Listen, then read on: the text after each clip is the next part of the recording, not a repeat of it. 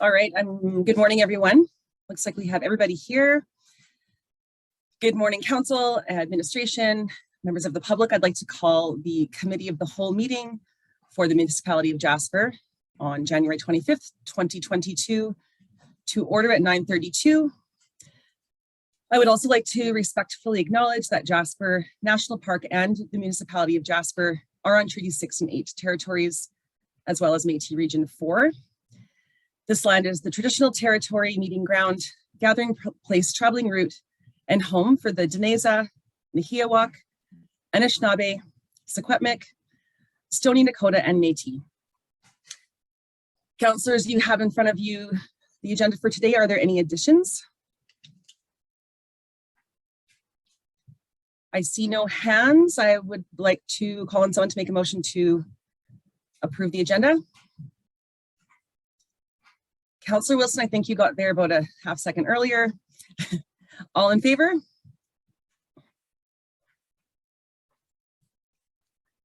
You also have in front of you the approval of our minutes from January 11th. Any additions or changes to those minutes? Mayor Ireland. Thank you, Deputy Mayor Hall. Just a very slight word addition to motion number 18/22. That's the library letter of understanding and bylaws. I think that motion by Councillor Melnick was that committee received the Jasper Municipal Library bylaws for information. It's just the word library that's missing. So I suggest that the minutes be corrected to insert that word. Thank you very much, Mayor Ireland. Any other additions to the minutes?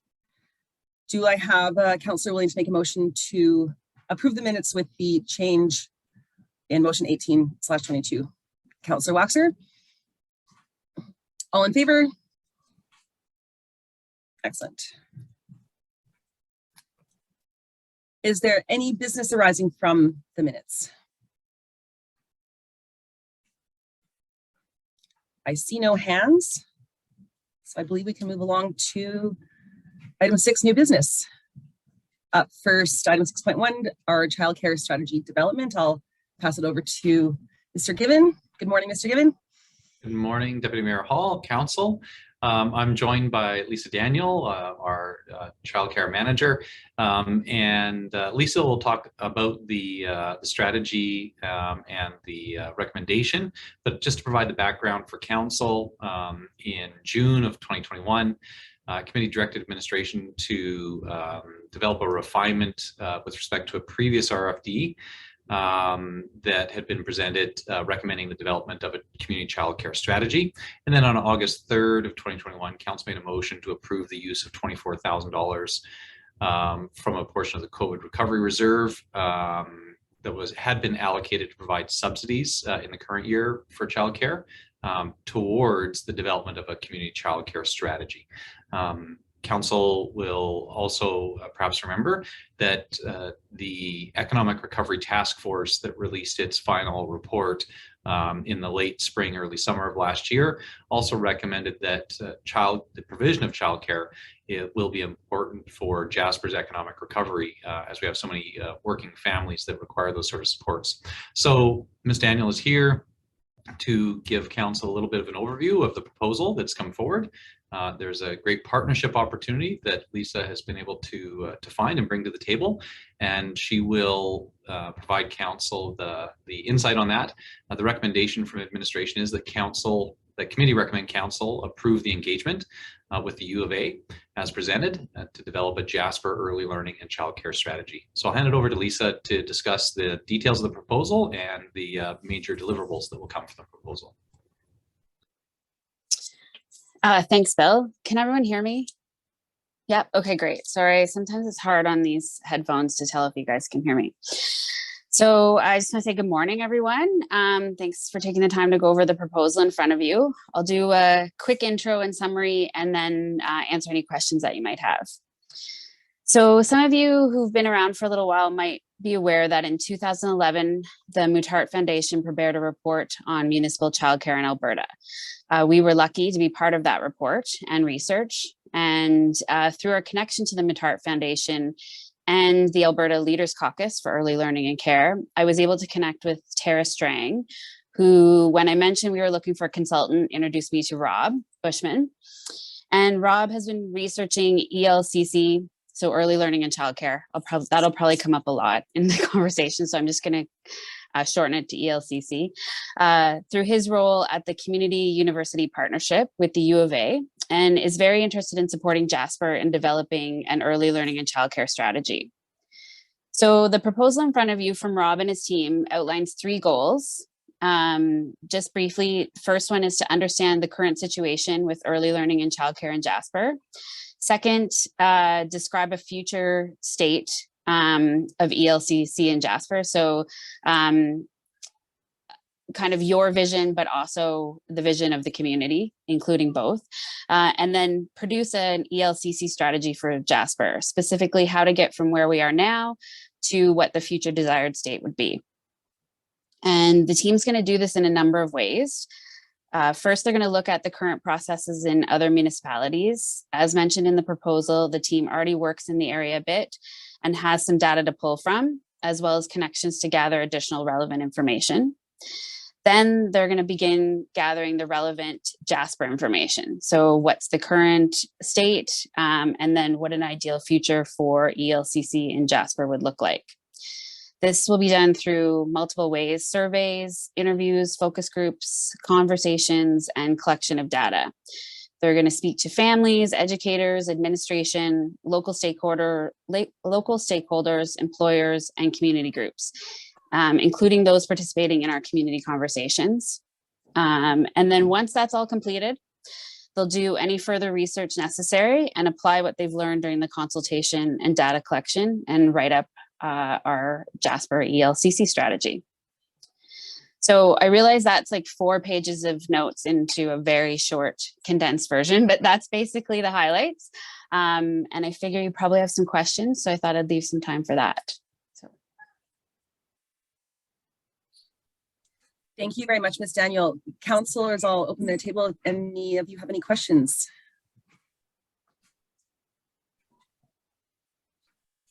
No, I have a question I'd like to ask. My question is, at the end of the proposal, there are 3 things outlined that are going to be provided in kind to the municipality of Jasper. I'm just wondering, is it because the 24,000 wasn't enough, or is it because I'm just curious what that exactly means? Sure.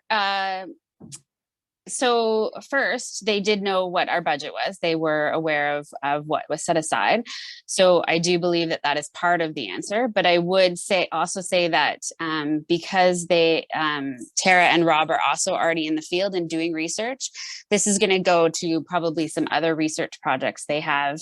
I think one of the things that they'd like to create is a guide for municipalities and towns and communities in the province of Alberta eventually, so that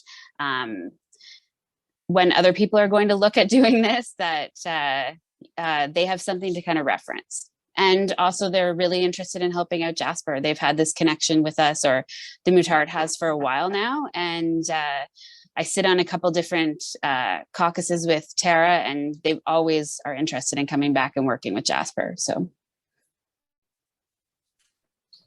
Thank you very much. Are there any other questions from council? Mayor Ireland. Thank you, Deputy Mayor Hall. If I can, just a slight divergence before I have some question, and I would just ask Ms. Daniels whether offline she might share with me contact information for Mr. Bushman. And I say that because previously Ms. Daniels has provided me with a document that was authored by Mr. Bushman as advice to Edmonton City Council with respect to their response to the provincial implementation of the federal program, in respect to which I am also to write a letter. And I want to reference Mr. Bushman's article, but I want his permission first, and I haven't been able to find a contact. So Mr. Bushman has done some other really excellent work, so I'm glad to see this connection. More specific to the request for decision, though, I do have perhaps more observations than real questions, but having read through the proposal, I like the connection. I'm prepared to support that we engage the community university partnership to do the work. But it seems to me that there are potentially some steps that are missing. So the proposal sets out a 3-step process. And maybe this is just fine tuning, but it seems to me there might be 5 steps. I think we absolutely have to understand our current situation. We have to understand the options available, but what I find is potentially missing is an examination of the costs of other options. And so before we get to the described ideal outcome, I think it has to be filtered through a cost scenario, and that seems to be missing. And then the 5th step would be a recommendation. How do we get to the desired outcome? So steps that council can take after that. So I would simply suggest that the proposal might be fine-tuned. And similarly, with respect to gathering other examples from other communities, my question is, to what extent are strategies dependent on the delivery model? And Jasper, we understand, has an unusual delivery model, being one of the very few communities that provides municipally operated childcare. And so does that delivery model have an impact on the strategies that are developed, and what will we actually learn from other communities that don't exercise the same delivery model? So I just throw that out there to suggest that these experts might consider those matters when they develop the options for us. And the final thing that I wanted to touch on is the timing, and it surprises me to begin with, and I confess that I don't know what it takes to get ethics approval through a university, but I cannot imagine an ethical problem researching strategies for daycare, and why it would take 2 months to get that approval surprises me. And the sooner we can get to an outcome, the better. This will, if we follow this schedule, we will get a delivery 15 months after council began this process with a motion last July. So I see Mr. Given might be able to answer that question for me, but whatever we can do to spur the process and get to the end point sooner, I think the better we serve our community. So again, I can't speak to the timing, but it seems to me, particularly at the front end, to be somewhat delayed.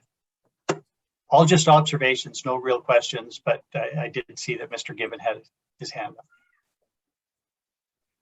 Deputy Mayor Hall, if I may, His Worship hits on a couple of really important points. First, I'll speak to the ethics approval.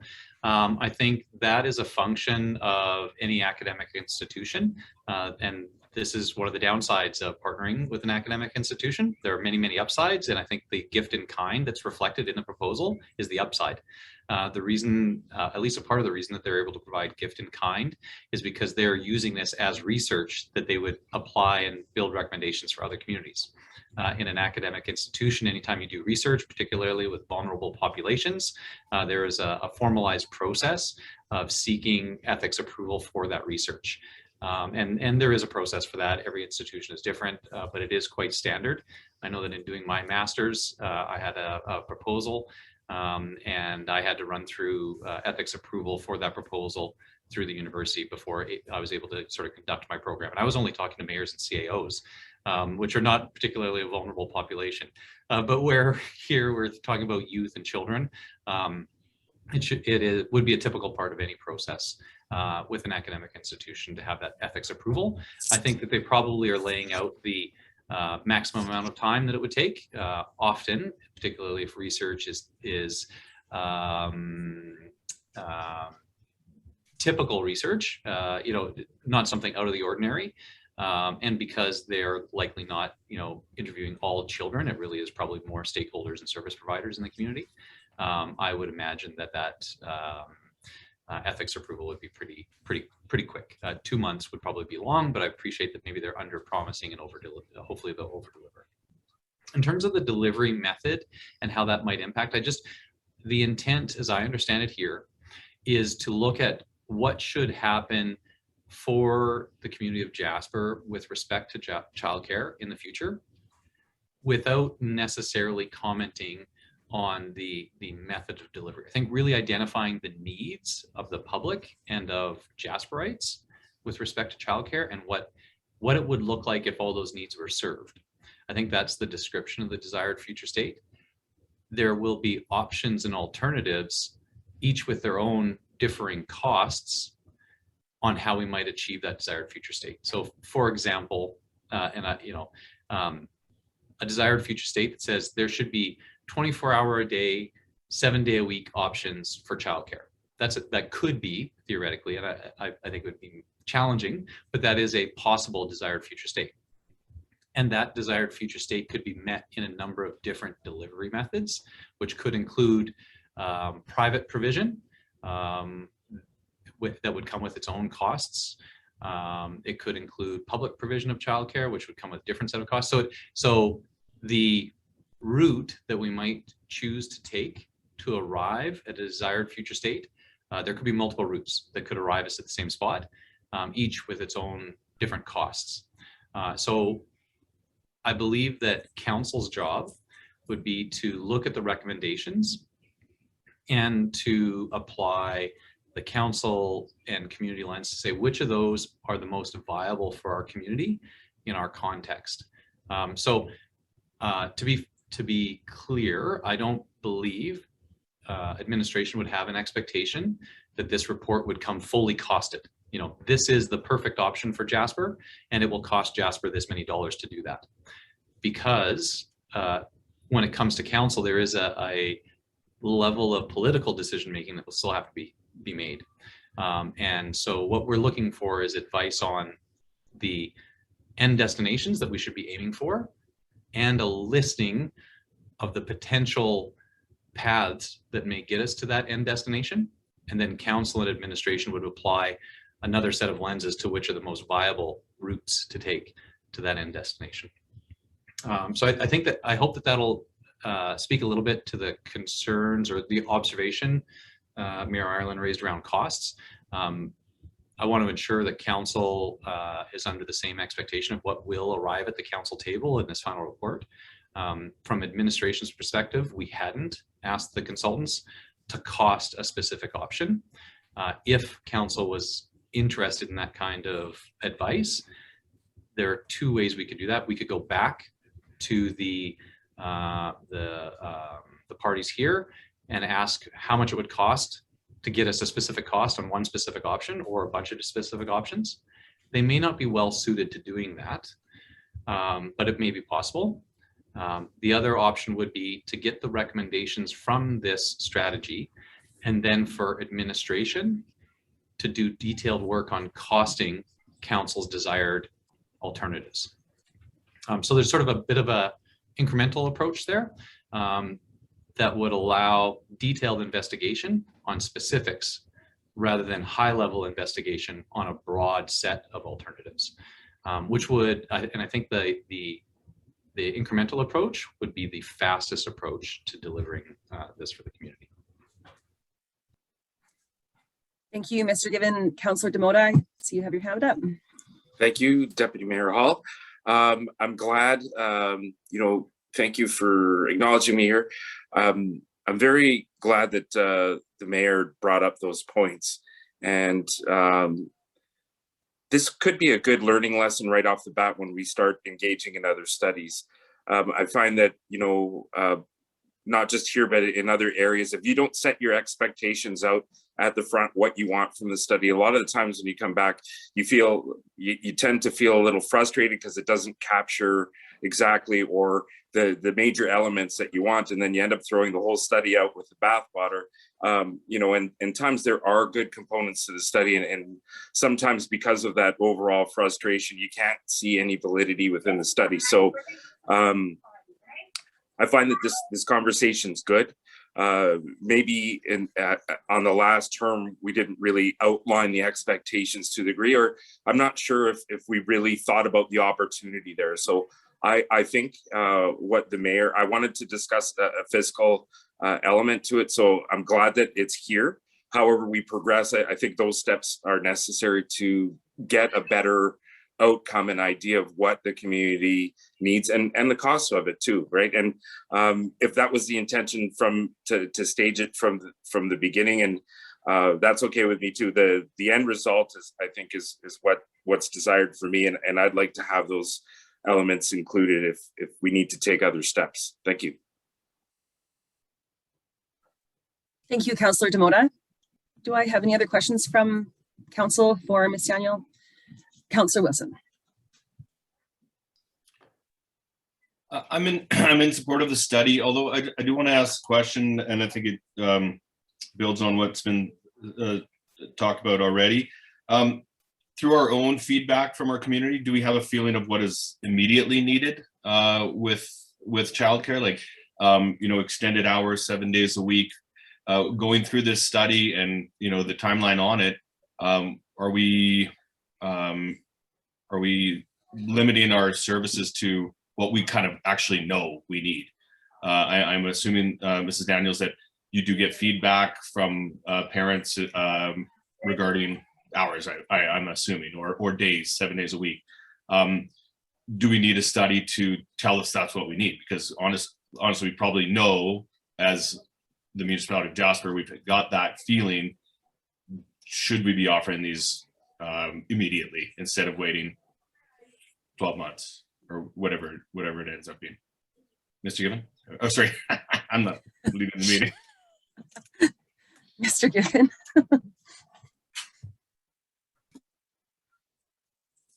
I will ask Ms. Daniel to speak about the feedback, the input that she's getting at the municipal daycare.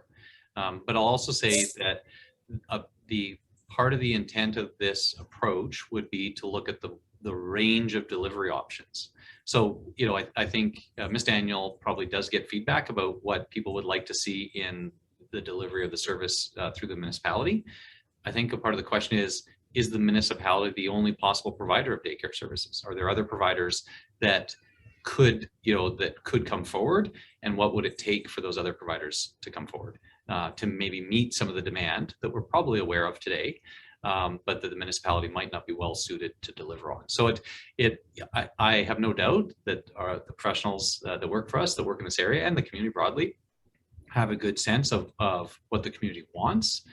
I think a part of the discussion is, what are the different ways of providing what the community wants, rather than us saying, you know, and again, this sort of gets to that, which route are we going to take to the desired destination? If the route is everybody hop in the MOJ childcare bus, you know, and we are the one single service provider, there are absolutely positives to that, and there could be some drawbacks, and one of them potentially being cost. You know, I think it's understood and acknowledged that the municipality offers a high level of childcare, very good quality childcare, and that our cost structure is different than might be possible under other delivery models that might be better suited for different types of things. So Councillor Wilson, while we probably know some of the needs, I'm not sure that we're well suited to describe all the different paths of getting to addressing those needs. Thank you, Mr. Given. Councillor Wilson, you'd like to respond? Well, just a quick response there. The analogy was a bus, but I thought it was a boat. And so, you know, we have this boat and it's childcare, and the municipality offers it. And we have a few holes in it. But probably the best solution would be to have a different boat, which would be, you know, the other options or that we're going to get from the study. But in the short term, you got to patch the holes in the boat to keep childcare afloat, I guess. But just my observation, and I appreciate both. Thank you, Councillor Wilson. Ms. Daniel, did you want to speak to Councillor Wilson's question? Original question? Sure, I can.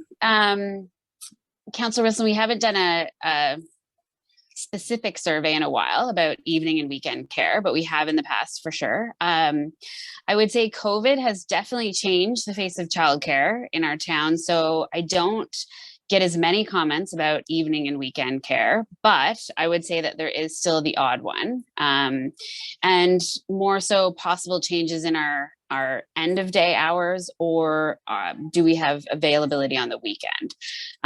Would that be sustainable financially? Would we have enough children to cover one staff or two staff? I don't know, but we definitely could look into it for sure. Thank you very much, Ms. Daniel. Are there any other questions or comments from council? Councillor Melnick.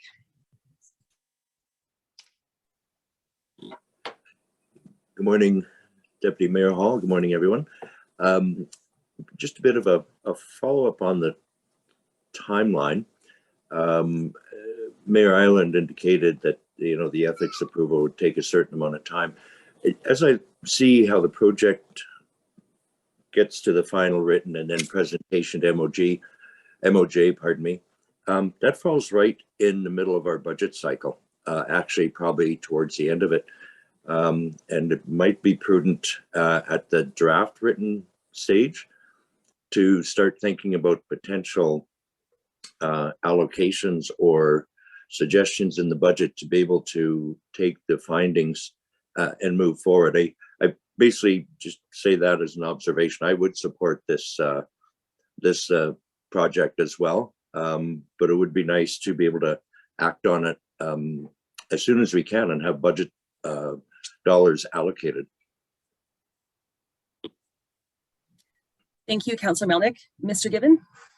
Deputy Mayor Hall, for Councillor Melnick on that point, I think you make a good observation that in the table there, council can really view the administration will have at least the draft recommendations from the study by the end of August, which is more than enough time for us to build any recommendations that we might see for municipal operations into the budget that council would see in late October, early November. Despite the fact that the table lays out October 15th as the end of the project, administration will know really what the project is recommending at least a month and a half, if not two, in advance of that. So Councillor Melnick, well-placed concern, and administration is confident that the approach that's proposed here will provide the information that we would need if there are impacts to the municipal operation and budget. Thank you very much, Mr. Given. Are there any other, Councillor Kelleher-Ampe? It's more of a comment than a question. I'm very excited about this. For a long time as a councillor, I've been hearing there's no weekend care, there's no nighttime care, and nobody is listening to us. And I feel council have listened to the industry. We've listened, and now we're going ahead with this study. And I think to have this study back, and I like the fact that our partners are being asked what they would like to see for their workers in daycare. Working in the industry myself, I see, a lot of people that can't work on bank holidays and weekends. So if there is an alternative out there for these people to be able to find daycare, I think this study, it may not be ready till October, but we're definitely going in the right direction. So I am quite excited about it. And I just want to thank Ms. Daniels, Mr. Given, and everybody for getting it moving. Thank you, Councillor Kelleher-Ampe. Councillor Demota. Thank you. I just wanted to say that if you have things or questions or elements that you'd like to see come out of this, no question's a dumb question. And I think it's good to get it out now, just so that we have a better quality document at the end. So once again, I'm glad that everybody's coming up with these ideas and discussing, some nuance to this. We have a good mix of people here, and I just wanted to say quickly that I remember during campaign time, there was some frustration from a few parents that said, well, it's very frustrating when you have people that don't have children in the community, you know, making decisions for childcare. And I said, I totally get that, you know, and there's some validity to that comment. But, you know, just because you're retired and your kids no longer live here or things like that, we've always had people on council that have had children in the community. And I think we've had a good mix of people that still have children, whether they're in daycare or have participated at some time and early learning. So I just want to say that, you know, sometimes we will defer, you know, leaning on counselors that do have children in town and especially that do take advantage of our system to get some information that we need. But I really like the collective conversation. And I think, you know, the stronger we work together, the better the outcome. Thank you. Thank you very much, Councillor Demota. Councillor Waxer. I just wanted to express appreciation to Lisa Daniel for the excellent work on developing the partnership and collaboration with the Community University Partnership. I think that it's a perfect alignment of values and interest, and I think it's in I think Jasper will benefit greatly from it, but I also think that the province through that system will also benefit from information gleaned from our study. So thank you for that. Thank you, Councillor Waxer. Are there any other comments or questions from council? I also would like to thank Lisa Daniel for her hard work. And I think that the fact that this group wants to work with us and meet our budget speaks volumes to the quality of the program that we have here already. Any councillor like to make the motion? Councillor Wilson? Well, leave this one to Councillor Waxer. Okay. Right behind me. Councillor Waxer.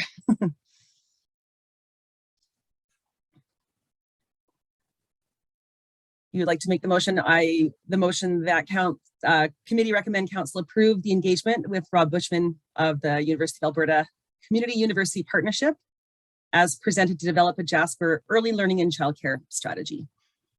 Is that the motion you'd like to make? I will call the question to council. All in favor? And that motion is carried. Thank you very much, Lisa, for your time this morning. All right, moving on to item 6.2, wastewater treatment plant dewatering upgrades. I will pass it over to Mr. Gibbon. Thanks very much, Deputy Mayor Hall. I know Mr. Greathead is here as well, and he'll be able to speak to the details of the project and exactly what a centrifuge does at the wastewater treatment plant, as well as what the polymer system is. So I'll leave that to John, but I will just make the overall observation that this was included actually in the 2021 budget. This is a project that has been on the books for some time for the municipality because we are seeing end of life in some equipment to the wastewater treatment plant. The delay has been really in the turnover between our operators. That handoff did slow down some of the project. EPCOR, our previous operator, had initiated some of the design, and as we ended with them in 2021 and then transitioned to Aquaterra, the new operator, I think that slowed down some of this process. So the funds were actually in the budget in 2021. We're bringing this recommendation to council. Given the amounts, we believe it's appropriate the council, although you've approved the budget for it, that you get to approve specifically who the awards are made to. And we can confirm for council that there was a public process that was undertaken by Associated Engineering and Aquaterra in the selection of these two service providers. So those are all sort of process comments. Administration is recommending that committee recommend council direct administration to award the contract to Andritz for the supply of a centrifuge, and that council direct administration enter into a contract with Capital H2O for the provision of a polymer system. I'm going to leave it to Mr. Greathead to actually discuss why these things are important and what they'll do for us at the wastewater treatment plant. John, over to you. Thank you. Good morning, Council. The centrifuge is a critical piece of the end process of dealing with the biosolids. In the process, we take in the thickened activated sludge and we run that through the system, through the BNRs, and then the product that's left out of it, the biosolids, it's very wet. So what we do is we add an addition of a polymer to the system, and then it gets spun through in the centrifuge to dewater it. So the polymer acts and it helps bulk up the biosolids, and so we get a more consistent material. Right now, we're aiming for about 25% dewatering on this centrifuge. 25 to 28% would be ideal. The current centrifuge that we're at now, it's at end of life, and we're only able to dewater between 11 to 13%. It's got a severe vibration in there that we're only able to run it at about half of the RPM that it's designed for, and therefore it's not being very efficient. It takes a lot longer and a lot more operator time to run the centrifuge when we need to. So this is just a replacement of what was at end of life, and as Mr. Given had mentioned, that this was one of the critical components that was highlighted when we did our operational service review and the review of the water plant, and found out where our critical failures and focus should be. And most recently, in October, November, we ended up suffering bearing failures on the centrifuge that we have existing. And that was about a $40,000 repair, pretty much an emergency repair with a bit of scheduling to get the right parts in, and arranging of a crane and everything like that. And even after that $40,000, we didn't see a noticeable improvement in the operation of the centrifuge. It was just able to keep going. So that's where we're at right now with the centrifuge, and our recommendation is that we award these contracts, get it underway. We were aiming for a spring replacement, doing it between now and May 2-4 weekend before it really picks up again. We've had some problems with supply chain issues, namely the electrical control panels and some of the computer hardware and stuff. So we're going to be aiming to do this work in October of 2022. And that's pretty much all I have to say, but I'm available for questions. Thank you, Mr. Greathead and Mr. Given. I do have to admit I had to Google centrifuge over the weekend, but I think I might know what it is now. Are there any questions from Council? Councillor Kelleher-MP. Thank you, Deputy Mayor Hall. For you to Mr. Greathead, what is the lifespan on the new centrifuge?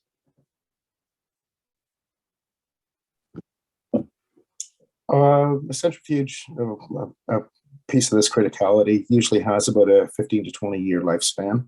I don't think there's much other that can be expected buying off the shelf. Having said that, increasing our maintenance procedures, ensuring that we're using the proper grease and stuff that would prevent bearing failures in the future, those are all critical steps that we need to ensure to make sure that we're operating this equipment properly and that we don't shorten the lifespan of it. So our contract operator right now, they're on the game. They're well versed.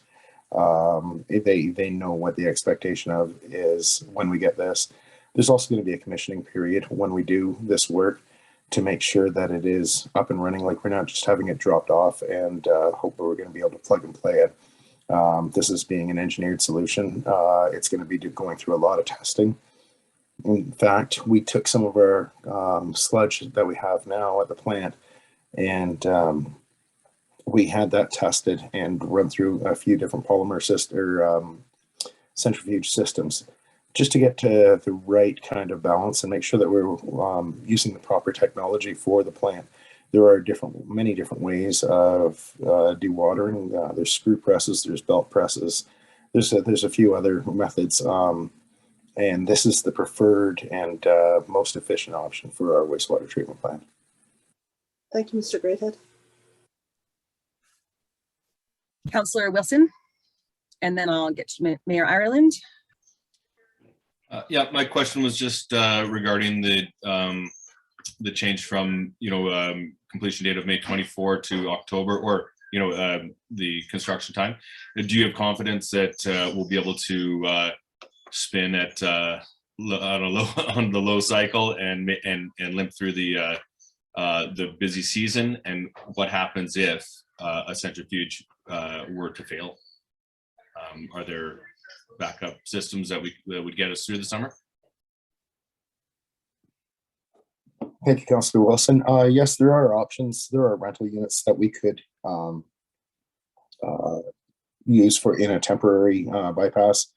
Right now, there's no other option for us. We won't be able to make it happen until October at the earliest anyways. So it's one of those processes that we're doing the best we can. Our fingers are crossed, and there are kind of workarounds if we do have catastrophic failure. So those have already been kind of planned in place. Even when we go to swap out the centrifuges, there might be a 2 to 3 week period where we're using a rental unit that would come out and spin the biosolids for us. So I don't know if there's any better option than what we have on the table right now. Councillor Wilson, a follow-up? Yeah, I appreciate that. Yeah, no, I just had to ask a question, Mr. Greathead, and I guess the follow-up question would be, would it be beneficial to limit who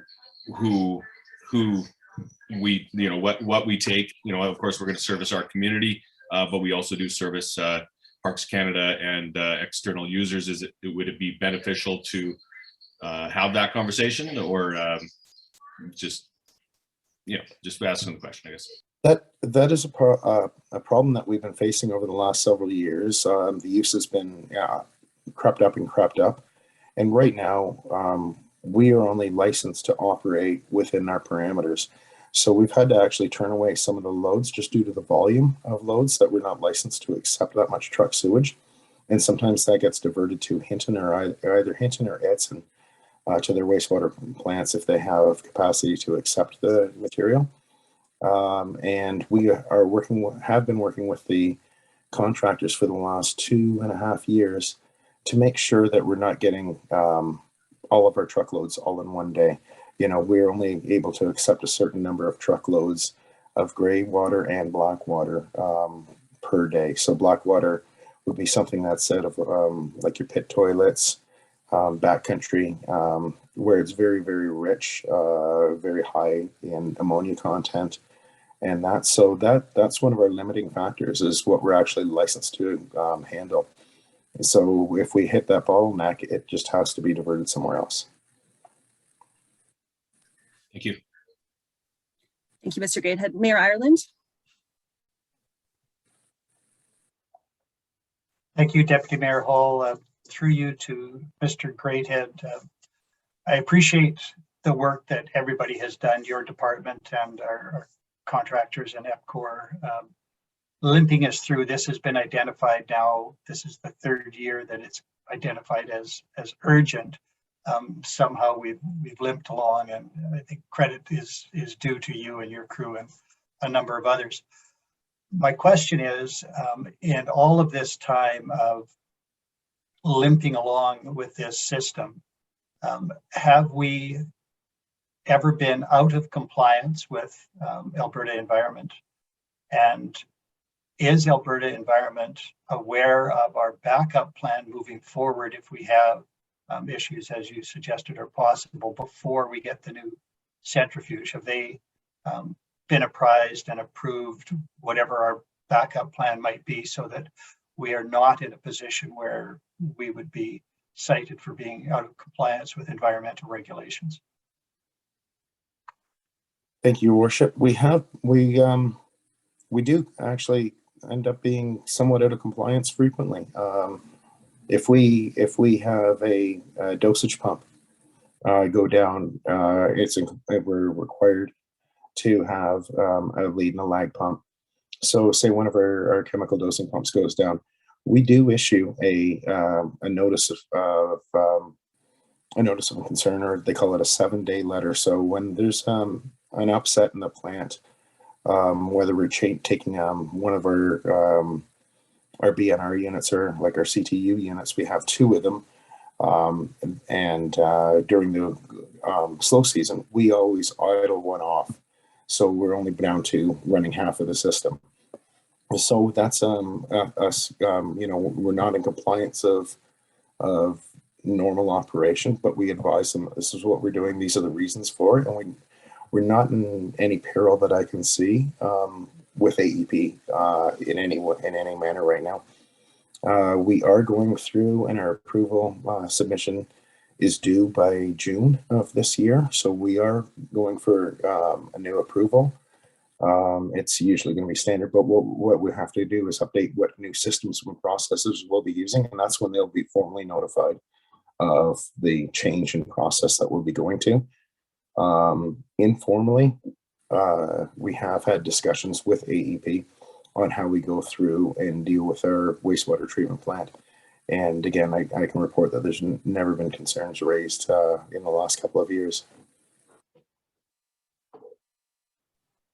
Well, thank you for those assurances. It is very good to hear, and I thank you and I credit you for your ability to maintain those really important relationships with the province. So thank you for all that you do in that regard. Thank you, Mayor Ireland. Councillor Demota. Well, I'm just grateful. You know, it was good timing that you arrived in Jasper, and you know, pardon the pun, but this is your wheelhouse, Mr. Greathead. So, you know, I'm very grateful, and I put a lot of trust in your experience and all that you've accomplished already so far. So going forward, I feel confident in our next steps, and you know, don't feel pressured because you know. I have all that confidence in you, but as long as we get it done by 2112, I'll be really happy. And having said that, I think if you got a skull cap, you could pull off a pretty cool Neil Peart there with your new look. My mask was getting itchy. I had to get rid of the beard. I had to go. Thank you, Mr. Greathead. Do I have any other questions from councillor comments? I don't. Councillor Wilson. I was ready to make a motion. So I'd make the motion that council direct administration to award the contract to Andritz for the supply of a centrifuge at a cost of $283,000, and that council direct administration to enter into a contract with Capital H2O for the provision of the polymer system at a cost of $272,500.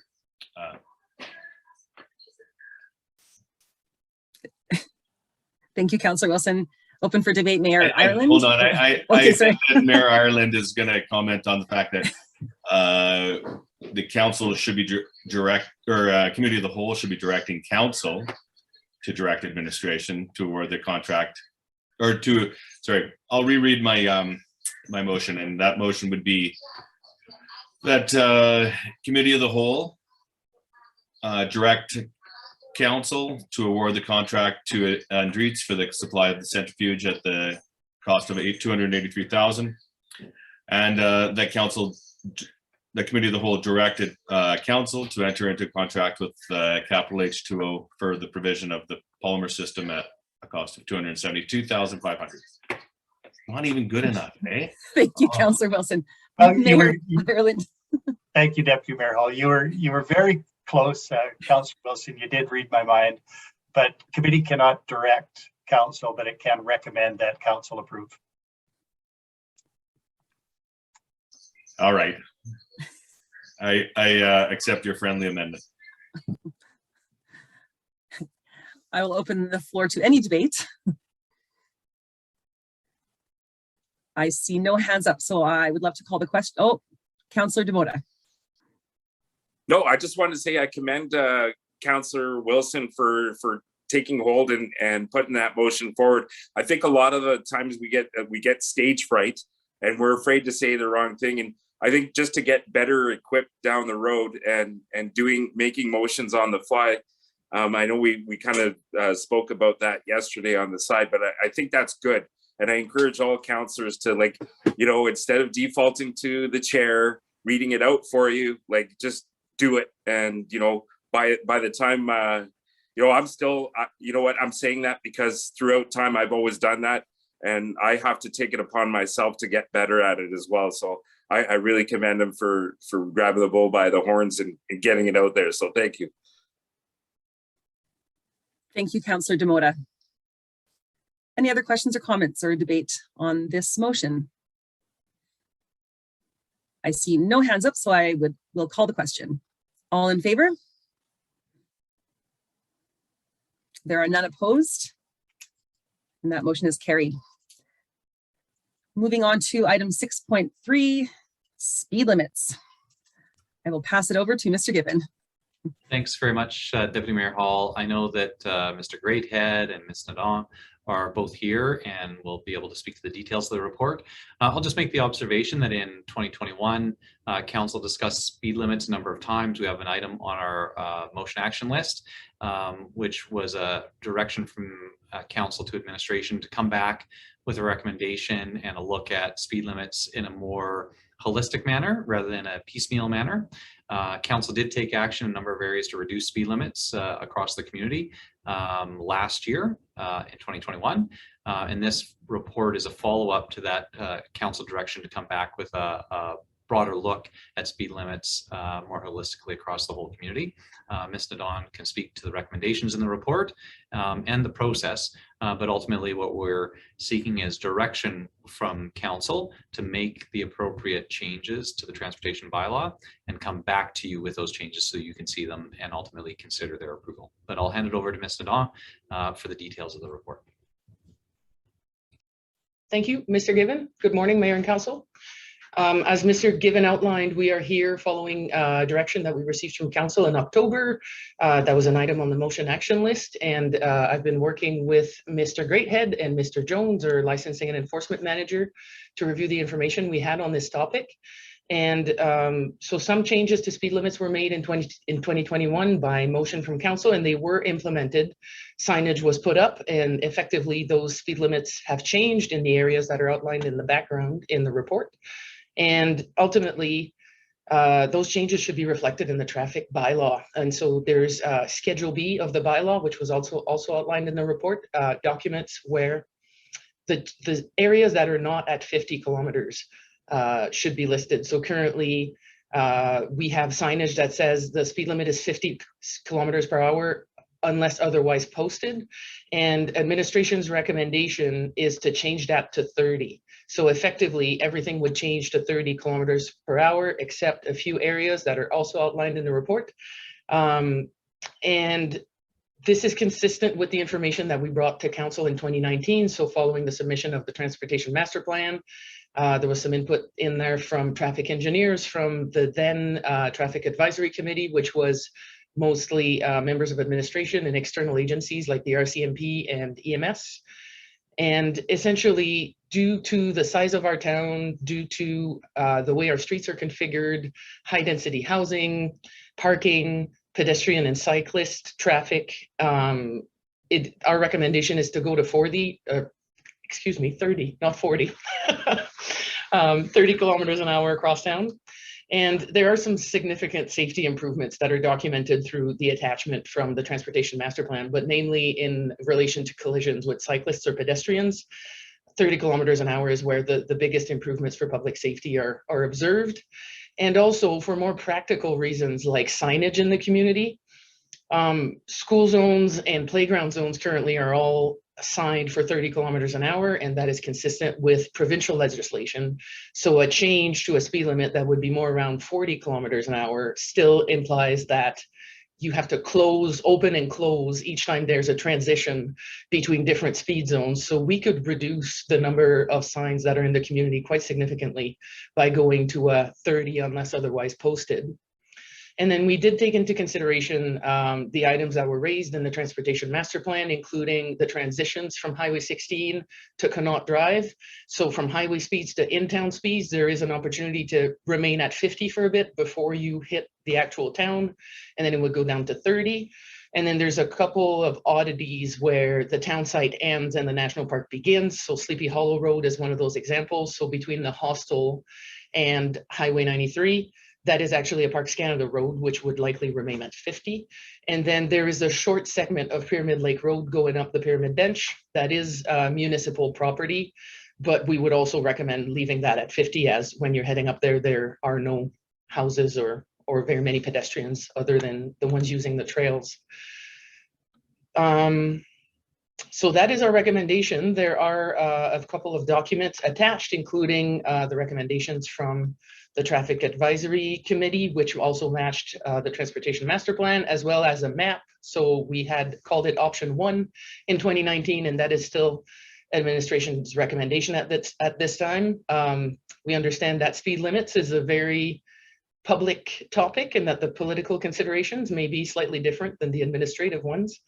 And also the conjuncture at this point might be a bit different. The town of Banff just reduced their speed limits to 30 across the board a few weeks ago. And it is a move that we're seeing in more and more municipalities. So understanding that the context might be a bit different for the council discussion this time around. I'm happy to answer any questions as they arise. Thank you. Thank you very much, Ms. Nadon. Are there any questions from council? Councillor Demota and then Councillor Wilson. No, I'm very grateful to get all this information. And like I said before, I know that in the past, I think we're going 2 councils back when this study was started, the Transportation Master Plan, and there were a lot of elements that past councillors didn't like, and council as a whole to some extent. But I'm glad that we didn't throw the baby out with the bathwater, because there are some great elements there to extract. And having them applied here in theory, I think is great.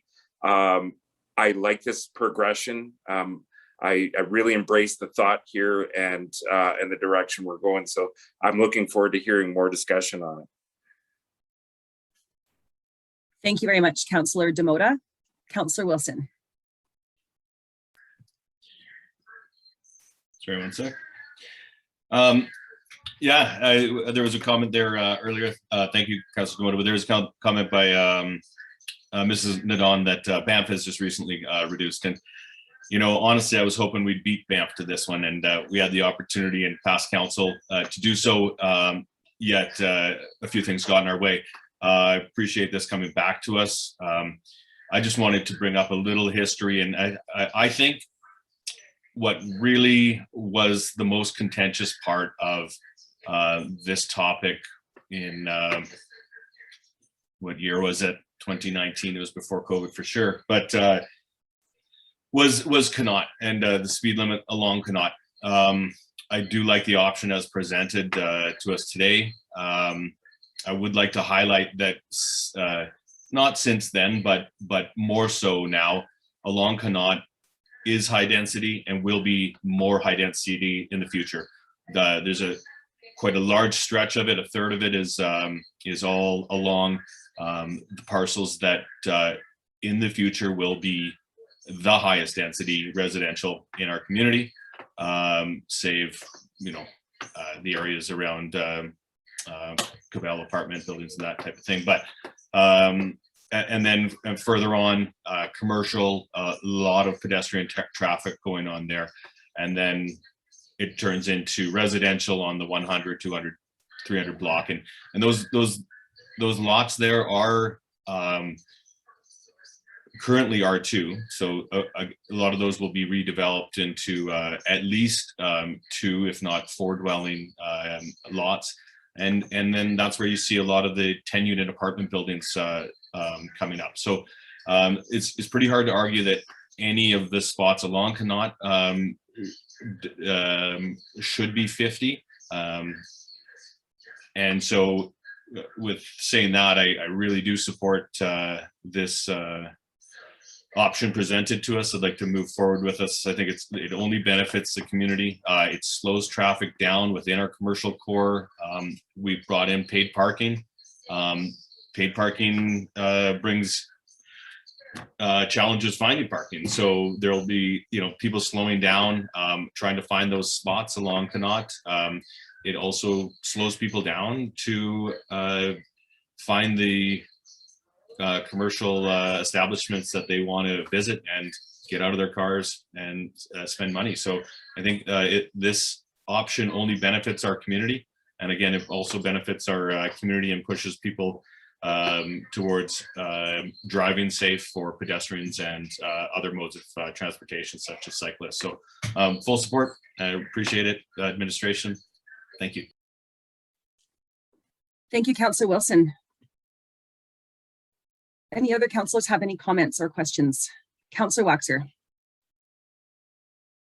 Just to say that I'm in full support of this as well. Thank you, Councillor Waxer. Councillor Demota, did I see your hand up? Yes. Yeah, I'm doing my best effort not to speak last, and I always like to try to defer to the mayor for that, because he speaks so eloquently and has some pretty good insight. I just wanted to, through you, Deputy Mayor Hall, to administration, particularly Mr. Given, if possible.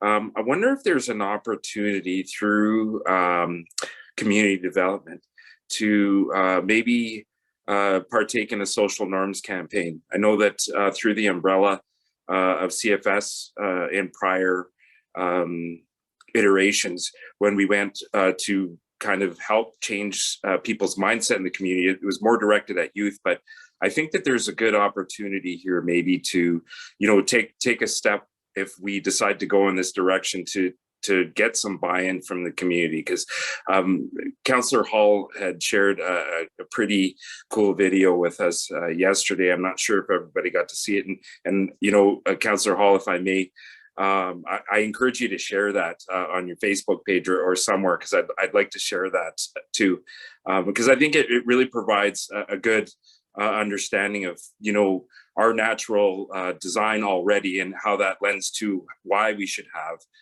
lower speed limits in many areas, particularly residential. So I know that I've kind of gone full circle here, but back to Mr. Given, there might be an opportunity to, because there will be people in the community against it. And I think that if we have an overall understanding and buy-in, I think, the community as a whole could embrace this a little bit more. Thank you, Councillor Demota. Mr. Given. Yeah, thanks very much, Deputy Mayor Hall. Councillor Demota, I think administration, so if council ultimately chose to approve amendments to the traffic bylaw to reduce speeds as shown or recommended here, then administration would identify the right way to introduce that to the community. We would certainly want to make sure that the entire community is aware, and there would be communication out to the community about that change. In terms of a social norms campaign, I'm not sure that the municipality would be the best suited entity to do this about driving slower. I think we can inform the public locally about the change that's happening and about what the context of the change, why we're making it, what the evidence is about the benefits of slowing down. But there are also a lot of other organizations and entities, both provincial not-for-profit entities like the AMA, for example, as well as the Provincial Transportation Department and others that are regularly doing education and promotions around safe driving habits. They probably are better resourced and better suited to doing that establishment of social norms, because I think everywhere in Alberta would benefit from slowing down, particularly in urban settings. For the municipality, we would leverage any of those existing resources in our public communication about what change is coming to Jasper, if council approves one, and why we're making that change. I would imagine that we would do that for a period of time, but it would really be more informative and leveraging existing social norms campaigns from others in the information that we would share with Jasperites. I wouldn't see us establishing a new from the ground up, Jasper specific social norms campaign when there are lots of other good ones out there that we could leverage. Thank you, Mr. Given. Mayor Ireland. Thank you, Deputy Mayor Hall. Through you to council, I I want to raise a related issue, and I accept that you might rule that it is out of order, but we get so few opportunities to reconsider bylaws, and this is an important bylaw. But it is a bylaw that deals with a lot more than speed limits.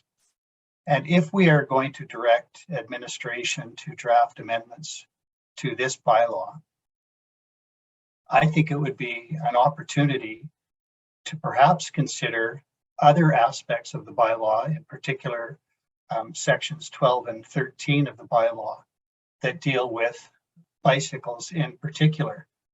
And if we are going to slow speeds, and I'm not necessarily projecting what the end result of 3 readings is going to be, but if council does take that route to slow speeds on all streets, then I think we can concurrently take steps to make those streets more user-friendly for others, and sidewalks as well. So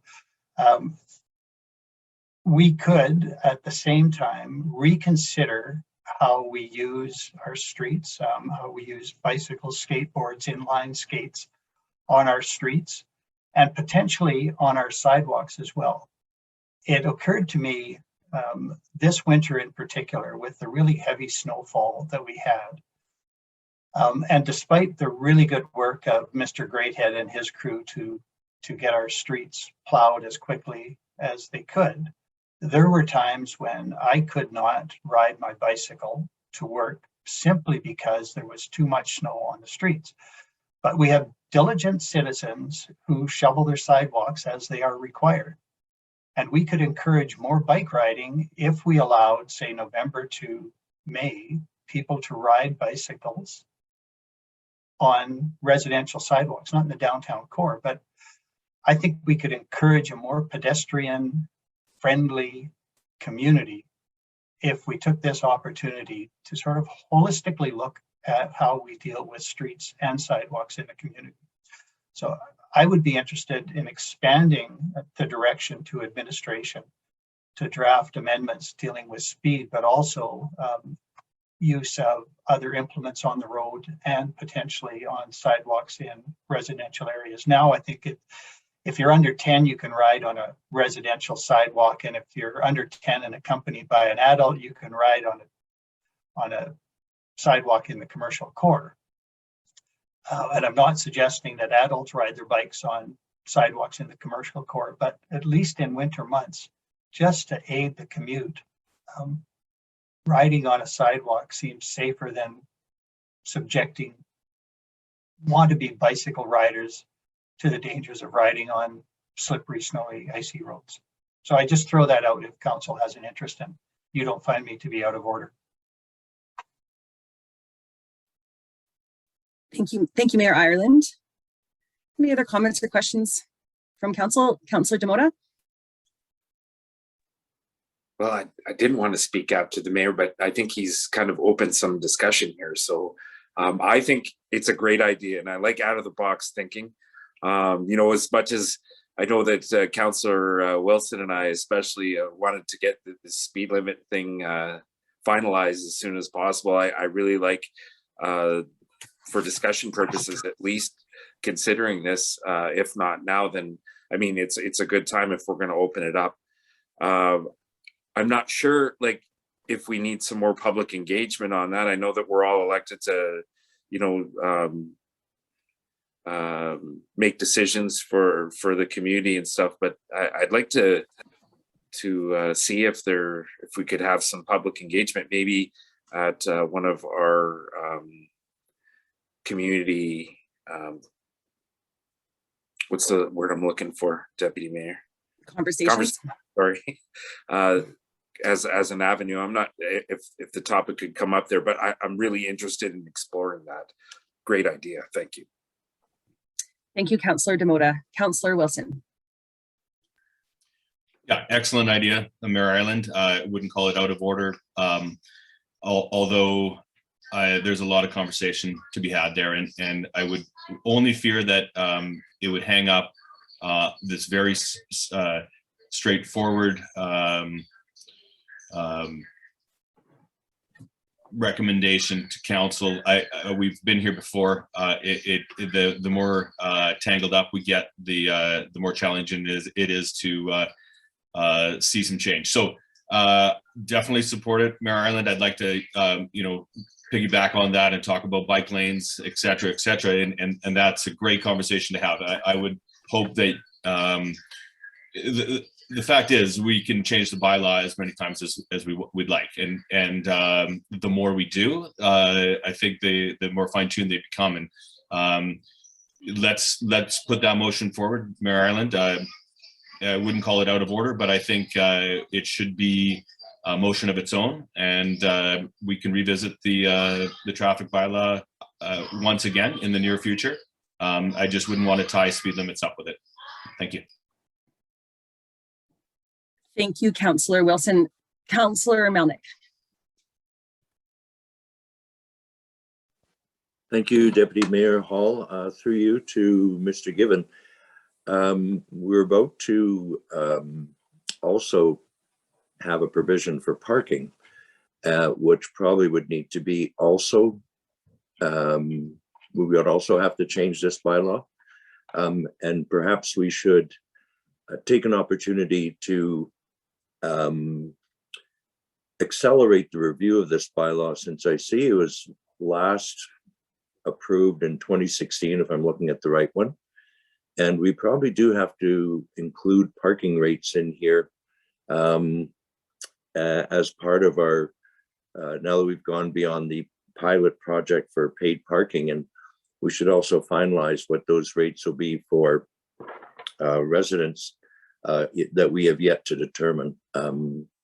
Just your comments on how this all works together to maybe address this bylaw once. Thanks very much, Deputy Mayor Hall, for Councillor Melnick. Yeah, absolutely. There are a number of different issues that are contained within the traffic bylaw. Administration would take an approach of addressing the issues as they come up. Councillor Wilson is correct. There is no limit on the number of times that we can open up a bylaw and amend it to address new issues. The issues are not all the same, as you observed. The idea of, and the people who would be interested in a discussion around the paid parking, there would obviously be overlap with the people who would be interested in active transportation like bicycles and pedestrians, but they're not necessarily all the same. And so a consultation on each of those issues would have some nuance to it and should have the appropriate amount of time dedicated to it. I personally would be an advocate that we shouldn't see bylaws as something that would be fixed and you set it and then you don't have to see it again for another 5 years. I think communities are more dynamic than that. Council, I'm sure, is hearing from community members on different issues that they want to see addressed, and we should be open as administration to supporting council and amending bylaws as required. That said, of course, there's some practicality to that about, can you be doing a bylaw amendment every week? Certainly we can't. But a number of the issues that council is raising would be strategic in nature, would be ones where there would need to be some thoughtful consideration and consultation with the community. Others, like the proposed speed reduction, have been fairly well fleshed out, if I can use that term, through the transportation master plan, and really this follows the recommendation in the transportation master plan, so it could be acted on sooner. I guess that that's to say, administration will bring forward amendments to the traffic safety bylaw as needed. And if there are priority areas that council would like administration to do further work on, we absolutely can do that. We just take direction from council to administration to identify opportunities to address a certain matter. Other matters that are coming up as a result of council motions, like on paid parking, administration would bring forward amendments to the bylaw as needed on an as needed basis. Thank you, Mr. Given. Councillor Demota. Well, I just want to say, depending on what happens with agenda item 6.5 and going forward and what happens next week, there might be some opportunities, for the legislative committee, if there is one, to work on some of these things as well, in alignment with administration. So I'm looking forward to further discussion, but I'm with Councillor Wilson and, you know, and kind of back the information that came forward through Mr. Given. I think it's important. And I'm not saying that I'm too anxious to see this move forward, but it's been a very long time. And I think it's about time we get this settled first and open it up as needed. Thank you. Thank you very much, Councillor Demota. Are there any other comments, questions from council? I don't see any hands up. I too am in support of this motion. I think bicycle, winter cycling, those kind of things are very important, and I would love to address them. I have been biking on the sidewalk myself with in my mind, my legal argument why it's safe for me to be there if I get stopped. And I do think that we need to address cycling in the winter, perhaps with our studded tire rebate program. I'm always going to be in favor of making our streets safer for cyclists or children, pedestrians. Our community is made up of people and not cars. And I think it's time we make it safer for the people that are on our roads. Do I have a councillor who would like to make this motion? Councillor Wilson. Let me see if I can get this one correct. I would like to make a motion that committee recommend council to direct administration to draft appropriate amendments to the traffic bylaw to reduce speed limits within municipality boundaries to 30 kilometers an hour as presented in option 1 in the report and return to committee. Oh. Geez, I did get this one wrong. I'm not sure we need to return to committee, so I'm going to strike that as presented in option 1, and I'll end it there. Should have just read. Deputy Mayor Hall, if I may, to my chagrin, Councillor Wilson, I think on this one, administration is just seeking confirmation from committee that you want us to prepare the appropriate changes. Committee can confirm that and tell us to go away and do it. We'll do the changes, bring them back to you. You'll review the changes to see if you agree with them. And then if you agree with them, ultimately council has to approve the amendments to the bylaw. So it is, unlike the previous one where there's expenditure of money, which committee can recommend council should spend money. Here, committee is telling administration, go away and do that work and bring it back to us. And so this is actually committee direct administration. Sorry. And where we'd like to see this, councillors, back at us to committee again, or to next time to council, regular council? Thoughts? Councillor Demota? Yeah, I would like to take the prescribed recommendation as a friendly amendment to you, Councillor Wilson, and go forward as Mr. Given had described. Okay, so we'll go back. We'll see this back again in front of us at committee, and then we can recommend it to council. So I'll make the motion that committee direct administration to draft appropriate amendments to the traffic bylaw to reduce speed limits within municipal boundaries to 30 kilometers an hour, as presented in option 1, and return to committee. Thank you, Councillor Wilson. Any councillors who would like to speak on that or debate? I see no hands. I would like to call the question. All in favor? There are none opposed, and that motion is carried. Moving on to item 6.4, the elected officials education program. This is mine. I've been in contact with Leanne Anderson from the elected officials education program, and regarding these courses, it's my goal to have this diploma by the end of my term. The RMA convention is in Edmonton this spring, March 14th to 16th, and they will be offering 2 courses there. The council's role in strategic planning and council's role in delivery service. I'm not entirely sure if they're going to be both offered, which someone could take both of them at the same time, or if it's going to be one or the other. I would like to ask council's permission to go to one of the courses. They are $375. I think it's important. I'm very excited. I feel that the council's role in strategic planning is perfect timing now that we've set our strategic planning dates. I don't know if I need to have someone make a motion, but I just wanted to come and ask permission. I might hand it over to Mr. Given. I'm not really sure the process of this. Mayor Ireland. I am prepared to make a motion that committee recommend that council approve the attendance of Councillor Hall at the EOEP course as described. And I struggle with the description. It's at RMA. I'm not sure what course it is exactly, but I'm prepared to move that council or that committee recommend that council approve, and it can come back as a motion next week. And I would support council approving your attendance. It's the way we are structured under our policy to proceed, but learning for councillors is always important. It's important to the councillor, it's important to the community.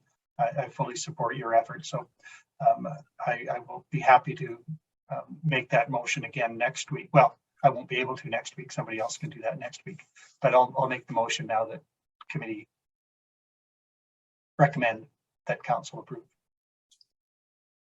Thank you very much, Mayor Ireland. I'm wondering if there are any other councillors that would be free to also come to this course. If someone else wanted to, I think that would be also great. Councillor Wilson and then Councillor Waxer. Just inquiring about the dates and location. I think you probably said it, but I missed it. So it's March 14th to 16th. It's going to be held at the same time as the RMA convention. I think it is. I don't have to be a member of the RMA to attend this course. So March 14th through 16th. Councillor Waxer, you also had your hand up. Yeah, I would be interested in that course. I'm not 100% certain about the in-person at that time, but I'd like to. I'd be interested. Absolutely. Thank you, Councillor Waxer. Councillor Demota. Well, I'm just thinking now if I was acting outside of council, or if I did ask for approval, because they did offer quite a few courses during restricted periods during our pandemic of courses online, and I think I took about 3 of them, 2 or 3 at least anyway. Unfortunately, I think I'll have to go and double check. But if we wanted to take webinars and online courses that comes out of our council budget, would we need to ask permission procedurally from council to attend those virtually? I'm not sure where that question would lie, but I'd have to go and look through the procedure bylaw. Unfortunately, I can't make them physically. I'd like to go to RMA just to experience it, and I think it's worthwhile, especially if you're making connections with other councillors. And I find that often you can bring some really good ideas back to your community as well. So I would encourage it. And I'll see if they come available online for any of those. Thank you. Thank you, Councillor Demota. Any other questions or comments from council? I see no hands up. Mayor Ireland was prepared to make the motion.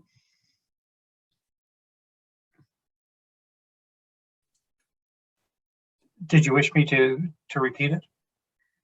If I haven't made it, I will make it. And okay. That motion is that committee recommend that council approve the attendance of Councillor Hall at EOEP courses during RMA in March 2022. Thank you for that. Any debate? I will call the question, but am I able to vote on this? Yes. I can't. Okay. I will call the question. All in favor? That motion is carried. Thank you very much. It is almost 11. Do we need a very short 5-minute recess? It's 10:55 before we move on. We meet back at 11. Is 5 minutes enough?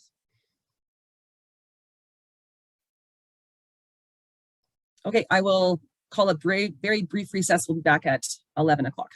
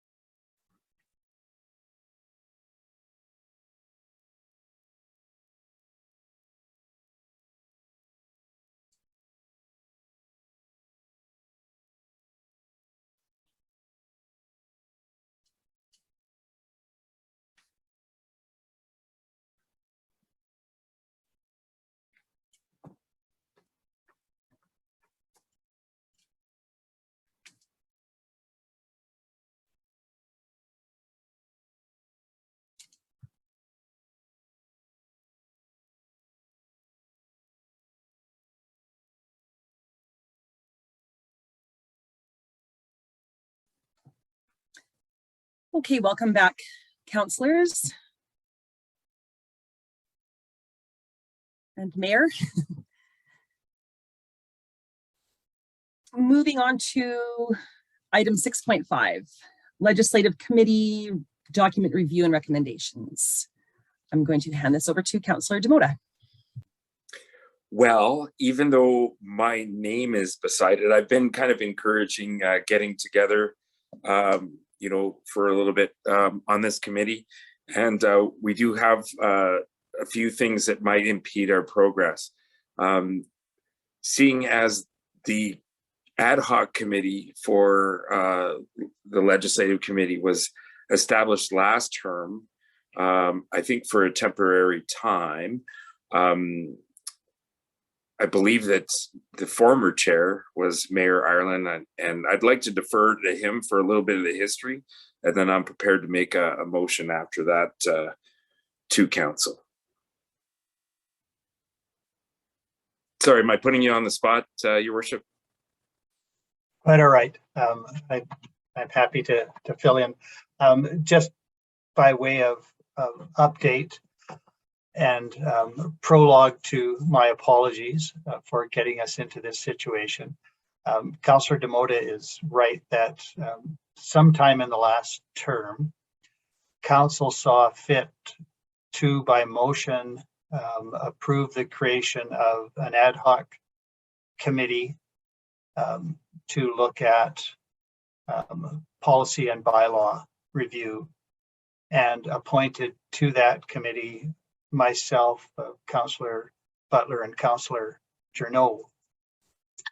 When we sat at the organizational meeting after the election, I had then forgotten that the legislative committee was established as an ad hoc committee, and it was included on our list of boards and committees, which was approved at the organizational meeting. And then I further appointed new councillors to that. So those appointments being Councillor Demota, Councillor Hall, and myself. The question is, though,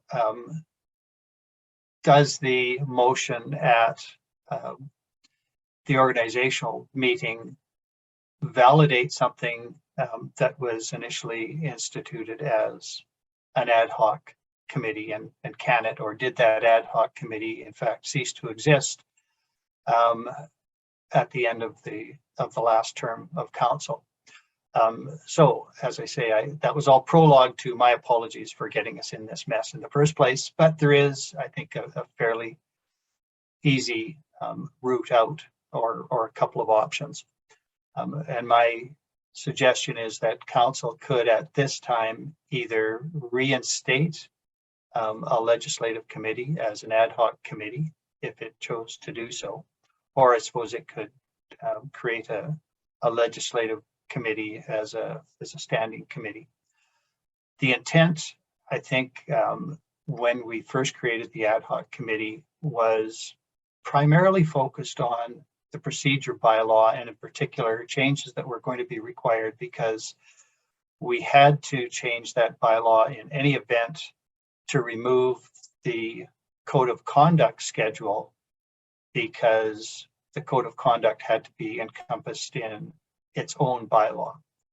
So there were going to be some changes required anyway, and we had some struggles with understanding our own process, many of which have been resolved through practice and through the intervention of Mr. Given. So it is less urgent now, but there could still be a role for a legislative committee to do some of the legwork and save staff capacity for more important things, but particularly to review matters that are of particular interest to the operation of council and not necessarily a broad community interest. So just managing our own affairs is part of it.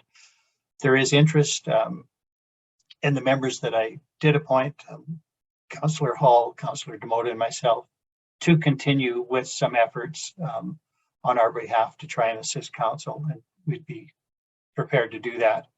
And as Councillor Demota said, he was or is prepared make a motion. So that is the background that I can offer.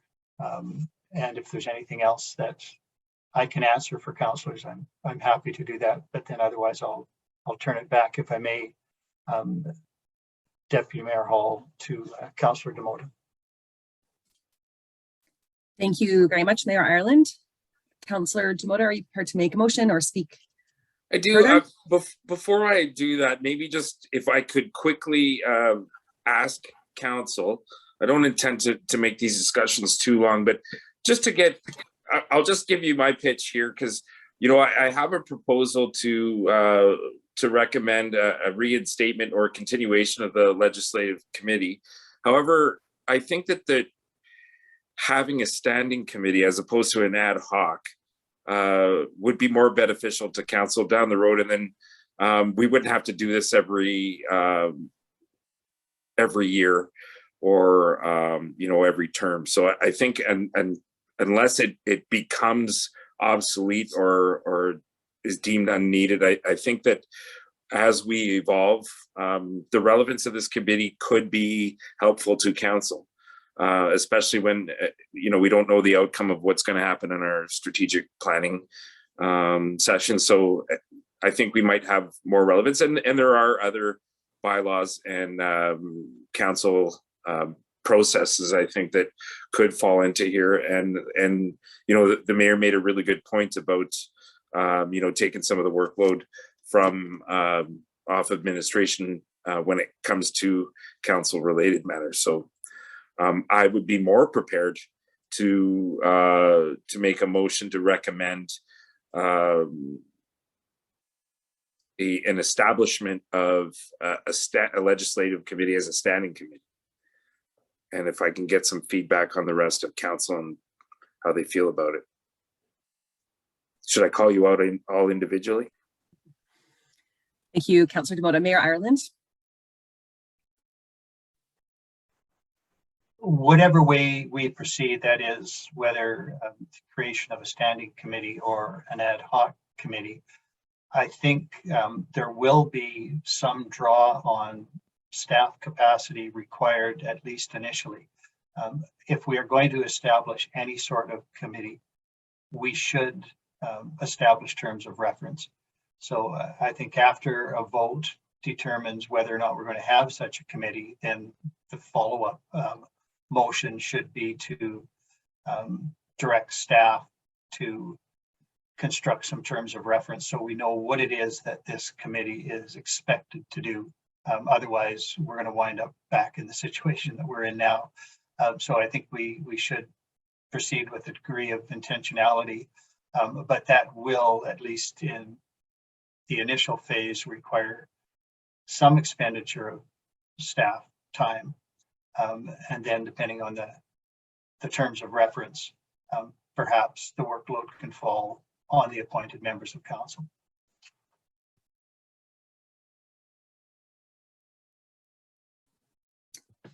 Thank you for that, Mayor Ireland. Any other council wish to speak to this?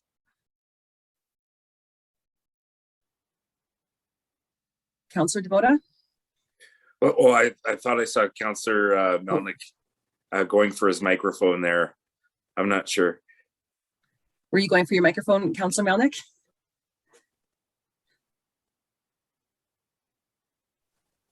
I was, and I just was going to support that Mayor Ireland's suggestion of how we move forward with this. And then we would have clear indication of what the committee will be expected to do based on the second part of the mayor's recommendation of meeting the terms of reference.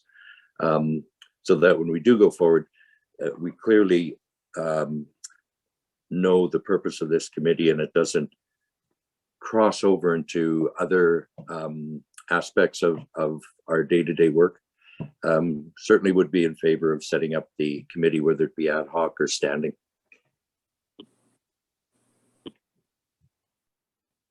Thank you, Councillor Melnick. Councillor Demota? Okay, I guess if the rest of council is putting trust in us that way, either way, I know that we were going to have to engage some staff capacity to develop terms of reference, whether we were going to be ad hoc or a standing committee. So I'm just going to go out there, and it's just a recommendation, so nothing's written in stone. And if councillors have second thoughts, over the time period before we vote on this officially, we can make some amendments to this. So be it resolved that committee of the whole recommend to council that council approve the establishment of the legislative committee as a standing committee, and that council approve councillors Demota, Hall, and Mayor Ireland as members. Did I do that one okay? Thank you, Councillor Demota. Mr. Given, I see your hand up. Yeah, certainly Councillor Demota's motion is framed, could go forward. I wonder though if it might be helpful to council so the motion is framed, ask council to approve establishment of the committee, but it doesn't do things that would happen in a terms of reference. So it might be useful for committee to direct administration to develop a draft terms of reference and return to committee for comment and ultimate approval, because it's sort of that way committee would see things like meeting frequency, membership, purpose of the committee, and then if you're satisfied, or when committee is satisfied, you would recommend it forward to council for approval, rather than council approving a committee but not knowing how frequently it will meet, or all those details that would be in a term of reference. So my suggestion process-wise would be that that first step may be asking administration to develop a draft terms of reference. We could turn that back pretty quickly. These are standard committees that we'd be able to probably copy and paste from somewhere else and adjust. I think we could have that back at the next committee meeting, where council could see if the administrative recommendation and the draft terms of reference meet the intent and the desire. And if committee is happy with it, then you could recommend council approve the establishment of that committee in alignment with the terms of reference. You think this guy was a mayor in a big city somewhere before? Well said. I think the intention was to have a two-parter here, and I didn't want to have an all-encompassing thing because there's a lot of stuff there. So my intention was to at least get this established and going with the approval of the committee members, and then I had a feeling that we were going to go forward with a second motion for terms of reference. So I'm okay with doing that if that works within what Mr. Given has prescribed again for us. Thank you, Councillor Demota. Do you want to reword your motion? No, I'm just going to do it as it is, because I think it works as good, if not in two parts, and if not, then we can combine it next week. So be it resolved that Committee of the Whole recommend to council that council establish the legislative committee as a standing committee, and that council approve councillors Demota, Hall, and Mayor Ireland as members. Councillor Wilson. Councillor Demota, I'm not, your second motion will encompass what? Because if we're establishing a committee without suggesting the terms of reference and the, anyway, it sounds like you have a two-parter. That's why I just want to make sure maybe that goes first. I just need to know what that second one would be before voting on the establishment of a committee that I don't know what's all encompassed. Well, if I may, thank you, Deputy Mayor Hall. I was of the understanding with what the mayor had said earlier that he was prepared to make a motion for terms of reference. If it's required for me to do it here, that's fine. I thought it would work better in two pieces. Thank you, Councillor Demota. Mayor Ireland. Thank you, Deputy Mayor Hall, and Councillor Demota did understand me correct directly, but subject to what Mr. Given has said. I appreciate his comment that this is the alignment of the cart and the horse, and maybe we've got the cart in front of the horse right now. And one way to resolve that is to make the second motion first as a standalone. That is that committee direct the development of draft bylaws, or terms of reference, I should say, that come back to council, and that at that point, it would be appropriate for Councillor Demota's motion that committee then recommend to council that it approve the creation of a committee based on terms of reference that we've already seen. So that's an important nuance that Mr. Given brings to the discussion. I think it's appropriate, and that alignment of horse and cart is always a good thing to have. So I would accept that he has changed my thinking, and I'm prepared to make, or Councillor Demota can make the motion to direct the development of terms of reference first, and then we will look at his motion perhaps 2 weeks from now at the next committee of the whole. Okay, well, I was thinking in the process of like a European sports car where it might be a mid-engine. Maybe my engine's in the back. I don't know, because I'm past the buggy and the horse. So I will. What's the term? Retract my my motion, and I'll leave it up to Mayor Ireland to propose the terms of reference, and we can go forward. How's that? Thank you, Councillor Demota. Mayor Ireland, did you want to make a new motion? Sure. If that motion is withdrawn, and just technically that should be with the consent of council, so I will assume that unless I hear otherwise from anybody, everybody consents to the withdrawal of that motion. And then I will make a motion that council direct administration to develop draft terms of reference for a legislative committee and return to council for approval. Thank you, Mayor Ireland. I will open the floor up to any debate. I see no hands. I will call the question. All in favor? There are none opposed, so that motion carries. Moving on to item 6.6, a review of past strategic plan. Councillor Melnick. Thank you, Deputy Mayor Hall. I wanted to bring this topic forward more particularly for new councillors that were not involved in the original strategic plan for the 2018 to 2022 period.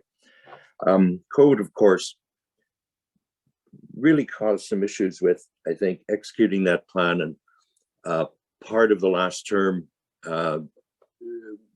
council had to make some strategic decisions based on where the country was going, what was being asked of municipalities, closures of businesses.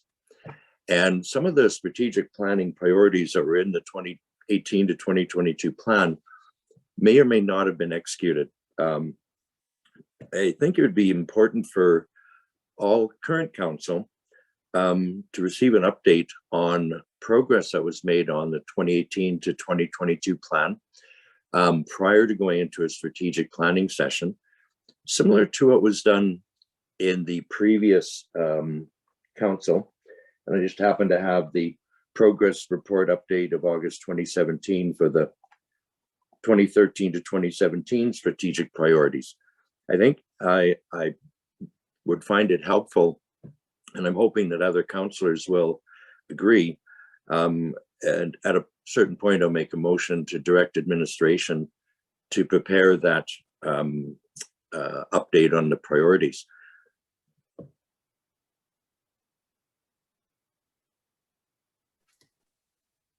Thank you, Councillor Melnick.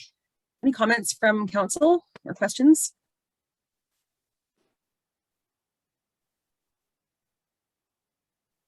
Councillor Demota, was that a hand up or a? Well, sometimes I'm excited to talk, and other times I should let other people go if their hands are coming up. But I can wait if anybody else has anything else to say. or wants to provide input here. I really like where Councillor Melnick's coming from, and I fully support his line of thinking and information. So I think it's important to our next process, and I would think that whatever we come up with our strategic plans, that we would want any initiatives that were put forward in motion for the betterment of the community be considered by the next council. So with respect to that, I think it's important for us to look at some unfinished business, dot some I's, cross some T's, look at what's relevant and what's not relevant, and come forward with a more wholesome package going forward for the next one. I appreciate your time. Thank you. Thank you, Councillor Demota. Do you wish to speak to that, Councillor Melnick? You're good. No, I appreciate the support, and if any other councillors have any other comments prior, I would be prepared to make a motion directing administration, but if there's any other comments. Mayor Ireland?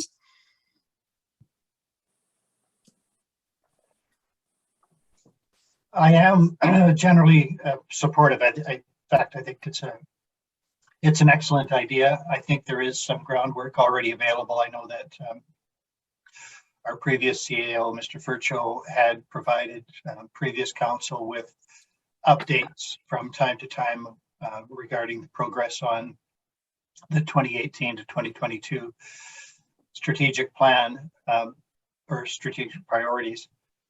But given that the motion that Councillor Melnick is prepared to make will engage staff in some amount of work before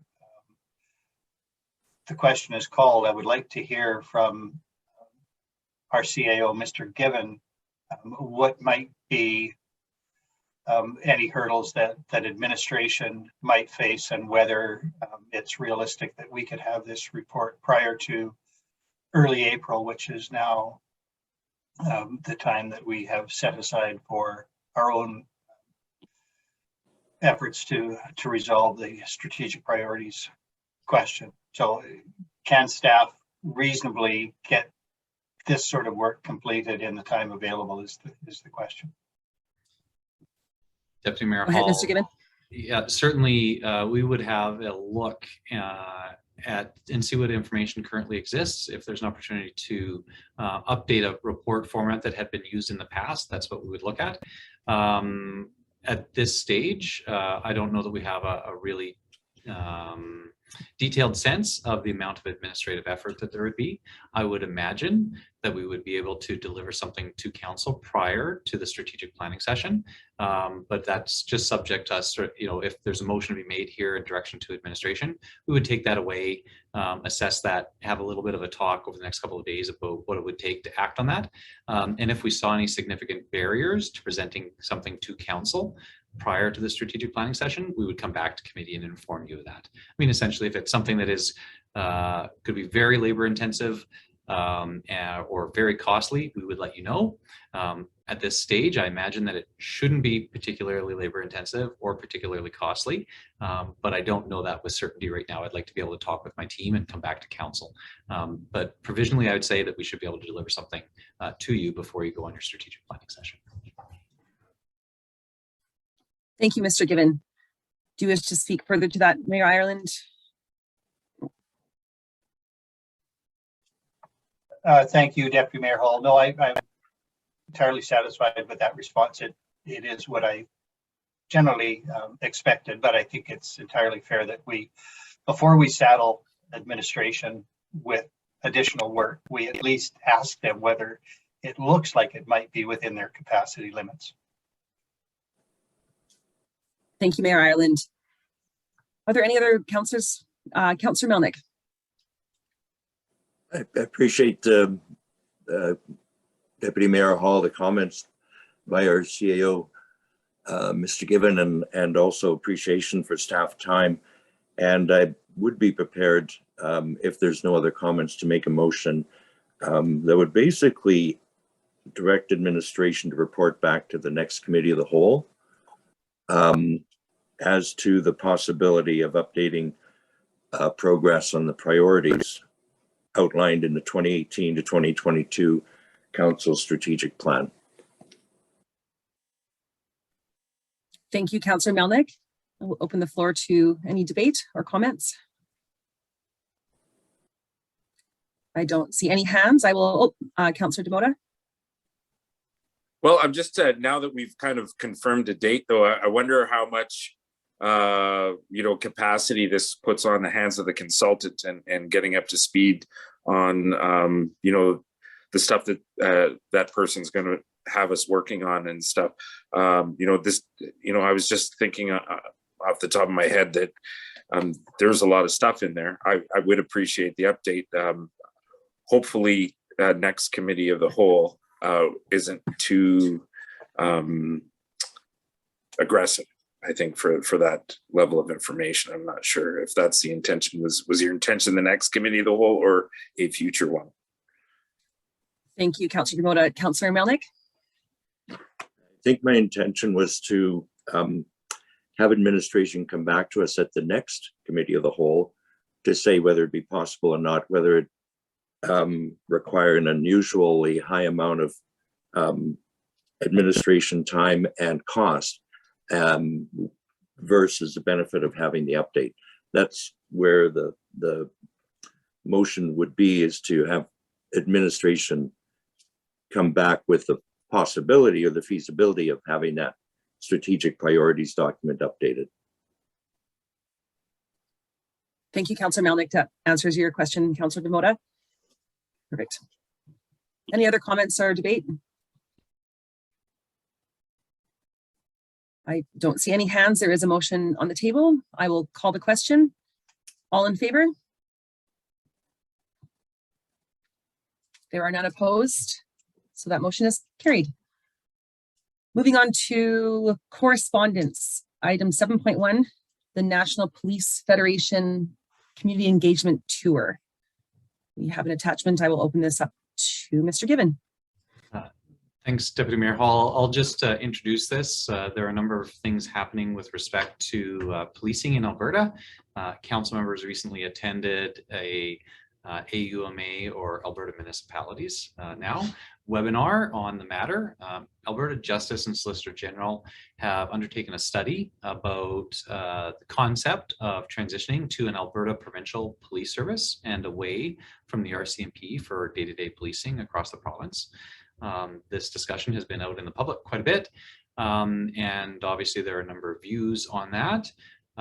The ministry, the provincial ministry, is conducting a number of open houses across the province, and there is this opportunity to an invitation from the National Police Federation, which is essentially the union for RCMP members, which is established in the last couple of years, to participate in, I guess, hearing their side of the story. Municipal Council has previously taken a position on this issue, directing Mayor Ireland to write a letter in support of continuing to use RCMP as the community policing entity for Jasper. So there is this opportunity.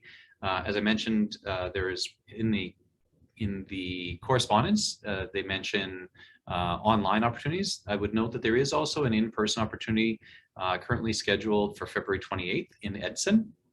And that is from the Police Federation, and it is in advance of a engagement opportunity from the Ministry of Solicitor General for the Police Transition Study that is proposed for Edson for March 31st. So participation in either these virtual sessions or the in-person session being offered in February, at the end of February, in Edson, would give Council an opportunity to hear at least one perspective on this story, or an additional perspective on this story, prior to that formalized engagement from the provincial ministry at the end of March.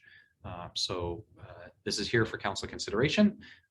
Council may wish to identify Council members or a Council member or Council members that wish to participate in this.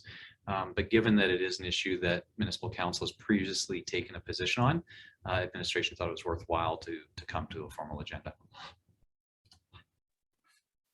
Thank you, Mr. Given. Any questions Comments from council? Councillor Demota?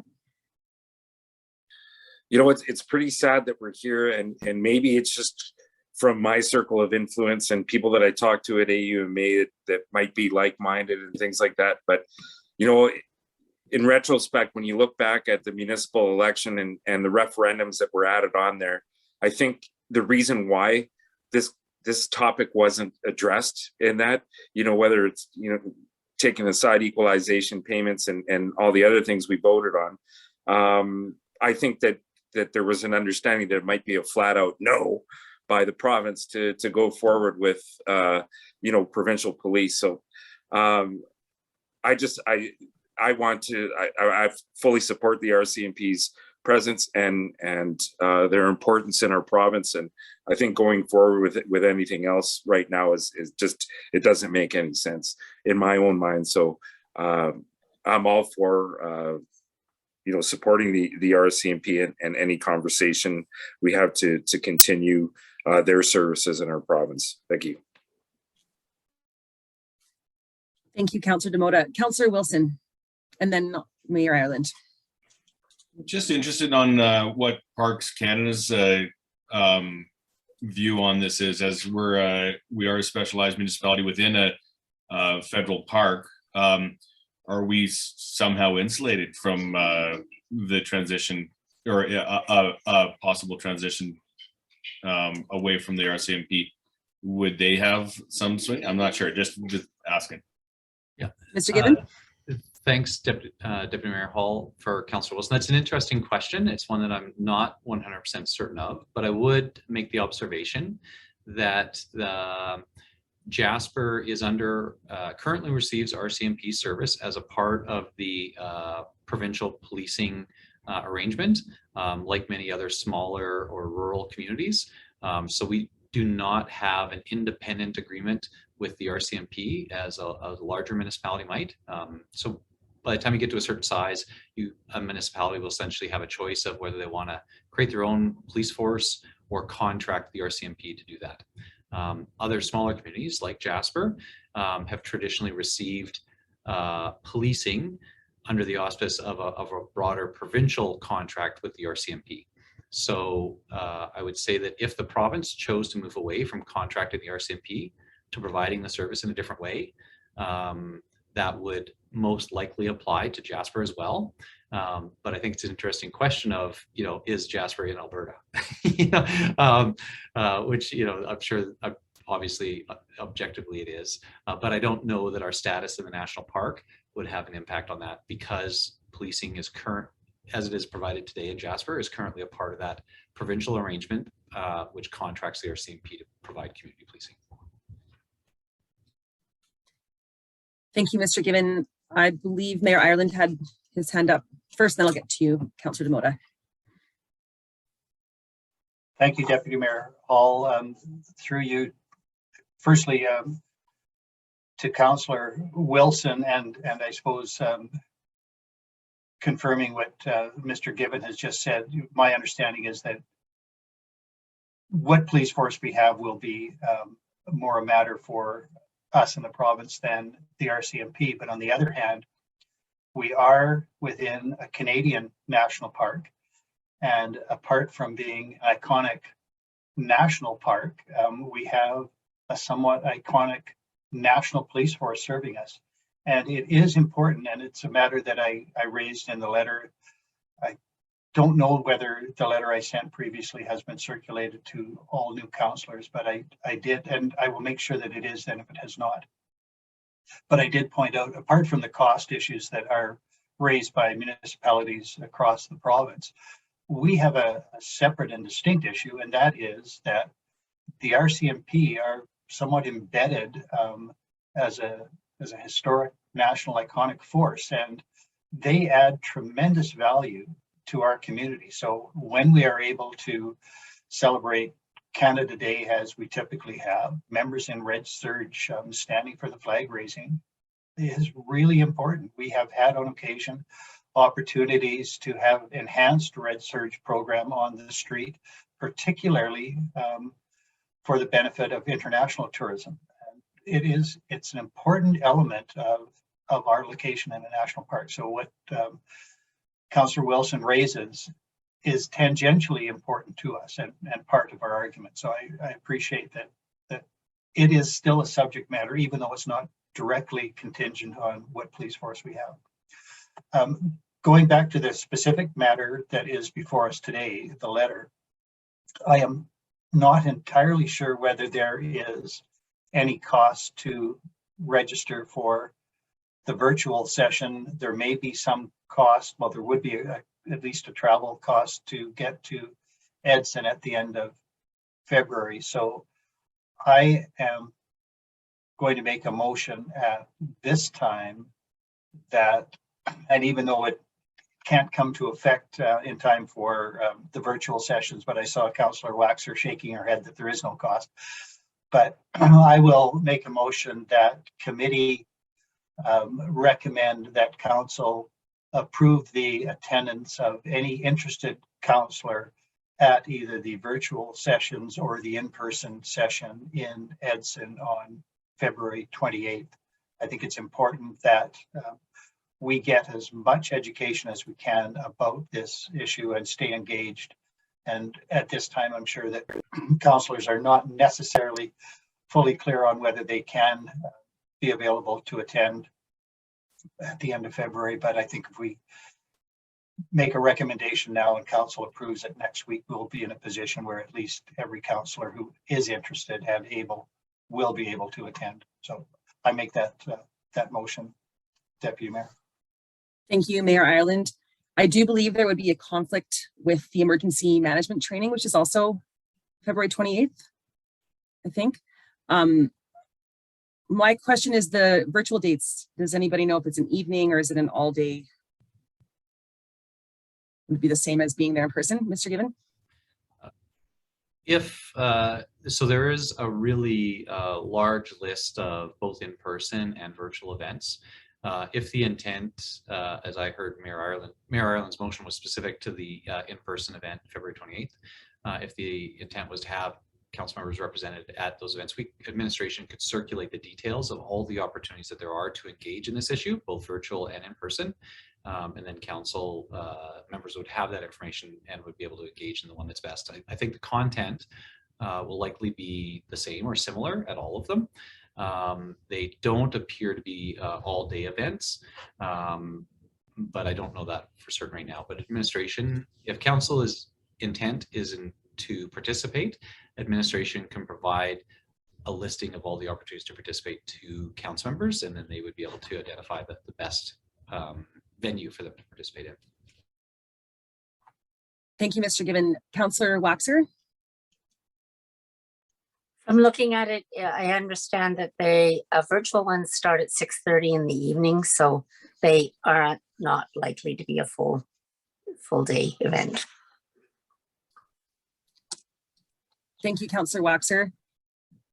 I wonder if there was enough interest for council to actually travel to Edson on the 28th. Could the emergency management training date be moved, or is that something that's set in stone? It might be a question for Mr. Given.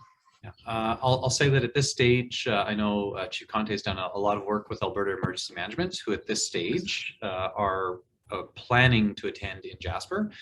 So it is planned to be an in-person opportunity, and it has been very challenging given the COVID circumstance to coordinate that. That said, it is not certain that event will go ahead, just given the COVID context. We don't know exactly whether Alberta Emergency Management will be able to travel at that time. And there are online opportunities for council to do the elected official emergency management training as well at your own sort of pace. And so there are alternatives that are available, but I can't say with certainty that event will go ahead. I can say for certainty that it has been challenging to schedule that in-person event. Okay, thank you for that, Mr. Given. Any other comments or questions from council? Councillor Melnick. Thank you, Deputy Mayor Hall. As Councillor Waxer mentioned, the event that's actually listed in this letter does start at 6:30 on Wednesday, and I have already registered for that. I don't know if other council members have at this point, or for the other 2 sessions listed. But just for council's information, I do plan to attend tomorrow night.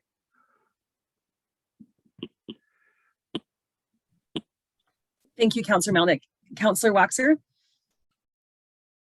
I've also registered and plan to attend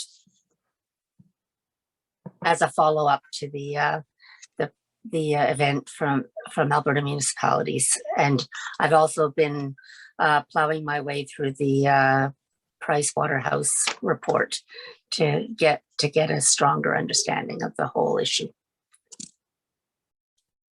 Thank you, Councillor Waxer. Any other comments from council? Mayor Ireland.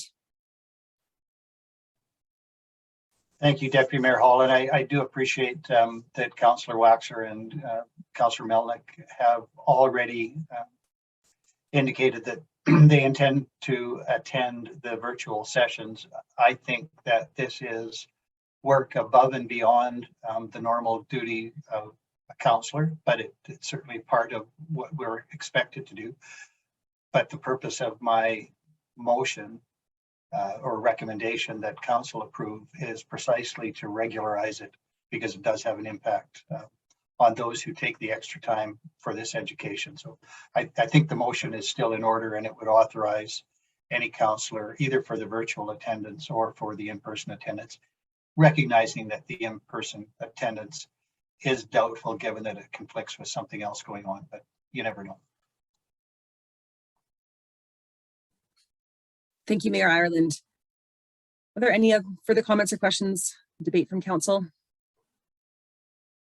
I see no hands. I do believe we have a motion on the table, and I will call the question. All in favor?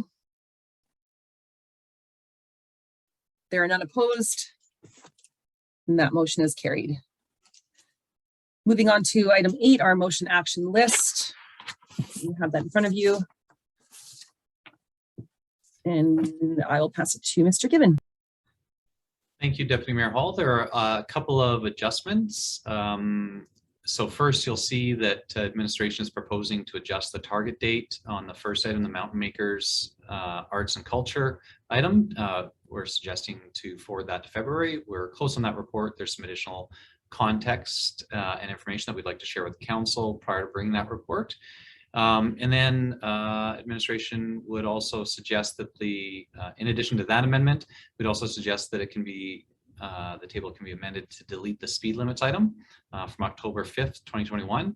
It was presented here today. There is, of course, work that stems, but that is new work that would be added to the outstanding items list, but this old item could be removed. So our recommendation would be the committee approve the amendments to the motion action list as presented. Thank you, Mr. Given. Councillor Demota. Thank you. I do have a question on one of the action items there from September 14th, 2021, the relationship with the Jasper Community Team Society, the Friends of Jasper Culture and Recreation. Just in reference to the prior, because I attended our committee meeting or the society meeting last week, the question did come up if council, where we were with developing a terms of reference, and I think the group would like to have advance our relationship forward a little bit more officially and have that. And I didn't know if that was part of this action item. Deputy Mayor Hall for Councillor Demota, that would be something that we would look at. The motion and the discussion at council previously, this stemmed from a report that was specific to the JCTS, Jasper Community Team Society. It was slightly expanded to include the Friends of Jasper Culture and Rec, which are two entities that have sort of a bit more of a direct connection to the municipality, although they are both independent organizations formed under separate governance structure and under separate acts. So they're not Municipality of Jasper entities. At the committee, there was some discussion about whether we should be focusing solely on those two entities or more broadly on the idea of how the municipality can improve its relationships with other not-for-profit organizations. As it so happens, I have a meeting booked this afternoon to discuss this item and getting a little bit more detail on how administration is going to tackle it with Ms. Riddell. And so we're going to be discussing that this afternoon with the intention of bringing forward something to council in alignment with that in February. So I would imagine it would be in the last committee meeting in February. And it may just, sort of be looking at, it may be to seek additional clarity on the scope from this council. The idea of improving relationships with not-for-profit organizations is a pretty broad concept, and administration can take a broad-based approach, but it may not give council exactly what they were expecting. So we may just come back to check that with you, but I am, like I said, I appreciate the fact that we had just scheduled that meeting for later this afternoon, and so I'll have more to report for council in February. A part of that may be providing additional definition and specifics to the relationship between Jasper Culture and Rec Friends and the municipality. But to be clear, they are currently an independent organization that are in charge of and responsible for how they wish to operate themselves. They do have, I think, a historical purpose of acting as a vehicle for the municipality to receive grants. If they wish to do anything different than that, certainly that, that's kind of up to them because they are an independent society. But that's the kind of items that we hope to explore in the report that we'd see at the end of February. Thank you very much for that. Yeah, through you, Deputy Mayor Hall, I appreciate the information given. And, just when you consider those two, we do have a councillor that's appointed to one. And, and I think with that long-standing relationship, I think it's a good idea. And if some of that work has to fall on a legislative committee of whatever construct it may be, and take away, because it would be a council related matter, that we could consider it there too, as far as the terms of reference go. So I would like to see something move forward. I appreciate the conversation. If that comes up through those conversations, then, I look forward to the information we get back. Thank you. Thank you, Councillor Demota. Any other questions or comments for Mr. Given? Is there a councillor willing to make a motion to accept this list? Councillor Melnick? Perfect. I think Mr. Given worded it perfectly. Any debate? There is a question on the table. I will call the question. All in favor? And that is carried. Moving on to item 9, council representation on boards and upcoming meetings. Anything to report this week? Mayor Ireland. Thank you, Deputy Mayor Hall. Tomorrow morning, Councillor Wilson and I have a West Yellowhead Regional Waste Management Authority meeting. I think Mr. Given will be joining that together with CAOs from all of the partner municipalities.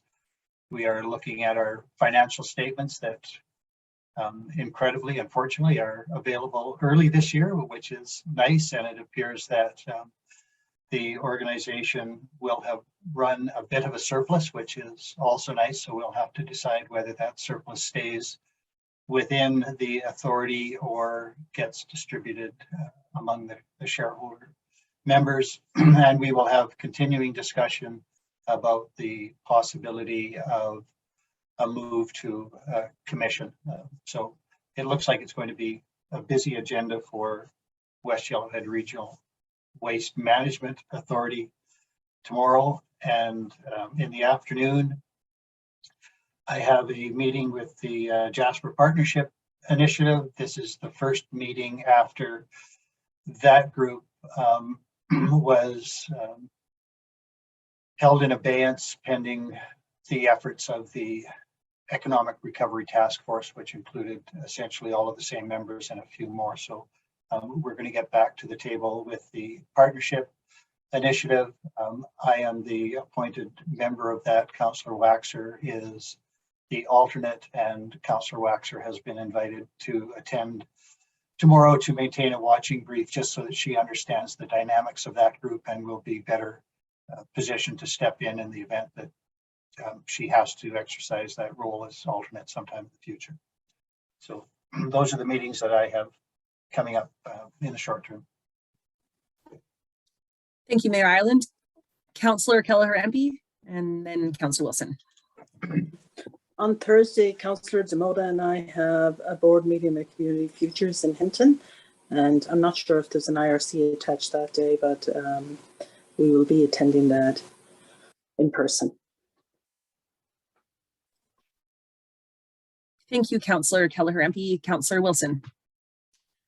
On Thursday at 2 o'clock, we have the first Jasper Community Housing Corporation meeting since the election. A couple items on the agenda that I'm just become aware of is that we'll be voting for the new chair of the board, and I think my name's on the list there, as well as meeting schedule. To be discussing strat plan for the board, and yeah. So anyway, hope to see some progress with that board in the near future. Thank you.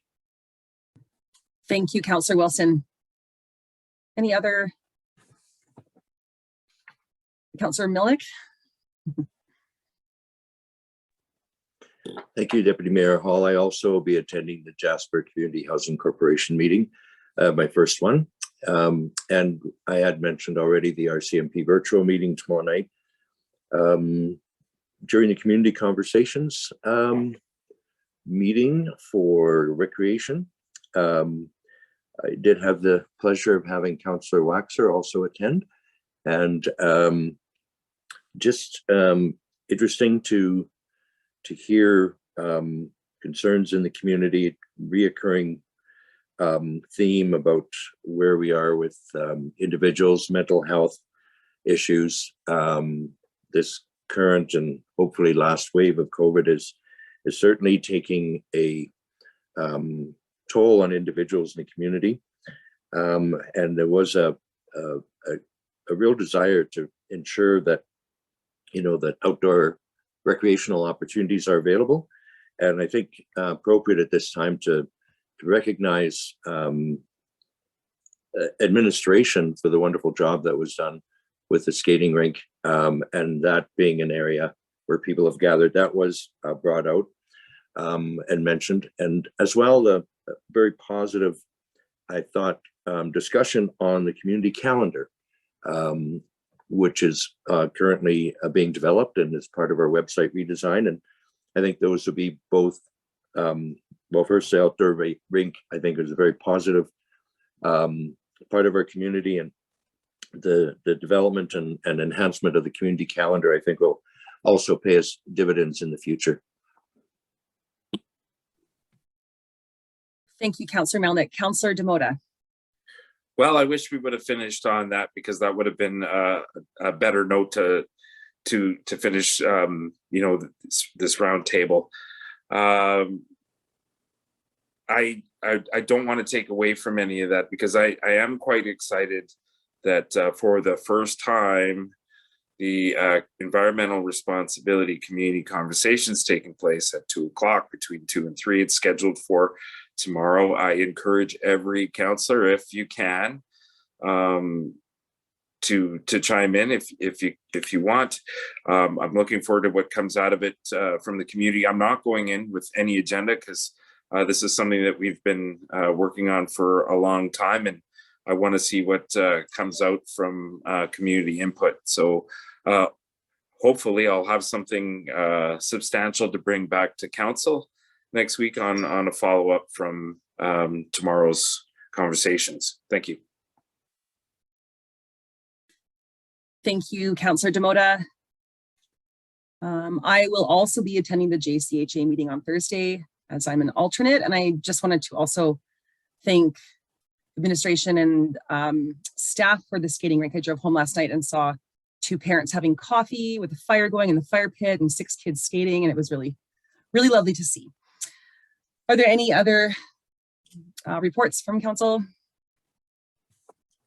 Moving on to item 10, upcoming events. We have our intergovernmental meeting on Tuesday, February 1st, and emergency management training on Monday, February 28th. Is there anything to add? I don't believe so. I see no hands. At this time, it's almost noon. Would it be appropriate to call a lunch break before our in-camera, or what would that be? Would that make the most sense? I see nods. I'm looking at the mayor for his nod.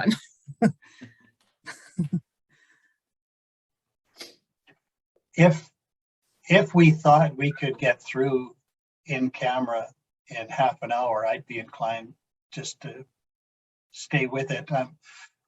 Staff can leave in any event other than Mr. Given, unless there is any other staff member who Mr. Given thinks is required at our in-camera session. But I leave it to the will of council. If they would prefer to take a lunch break now and resume at say 12:30, I'd be happy with that as well. I don't know what time Mr. Given has estimated for the 2 in-camera items. Your worship, first, I'd like Ms. Melnichuk likely to stay on for the 1 in-camera item. The other, I think, is a council discussion. Certainly recognizing that we're discussing council priorities for an upcoming conversation. Administration doesn't have an estimate of how long that might take, but the administrative report would likely take 15-20 minutes, and then there may be some discussion among council members. I imagine that there may be any questions for clarity. I would imagine that that report itself would take at least half an hour, and then there would be the additional discussion about council determining their priorities for the upcoming meeting. Thank you, Mr. Given. Mayor Ireland. With that information, I would be supportive of a break now. Excellent. So we will re-meet at 12:30 with a new link. Is that correct? Okay. A wonderful lunch. Thanks, everybody. Thanks, everyone. Great chats today.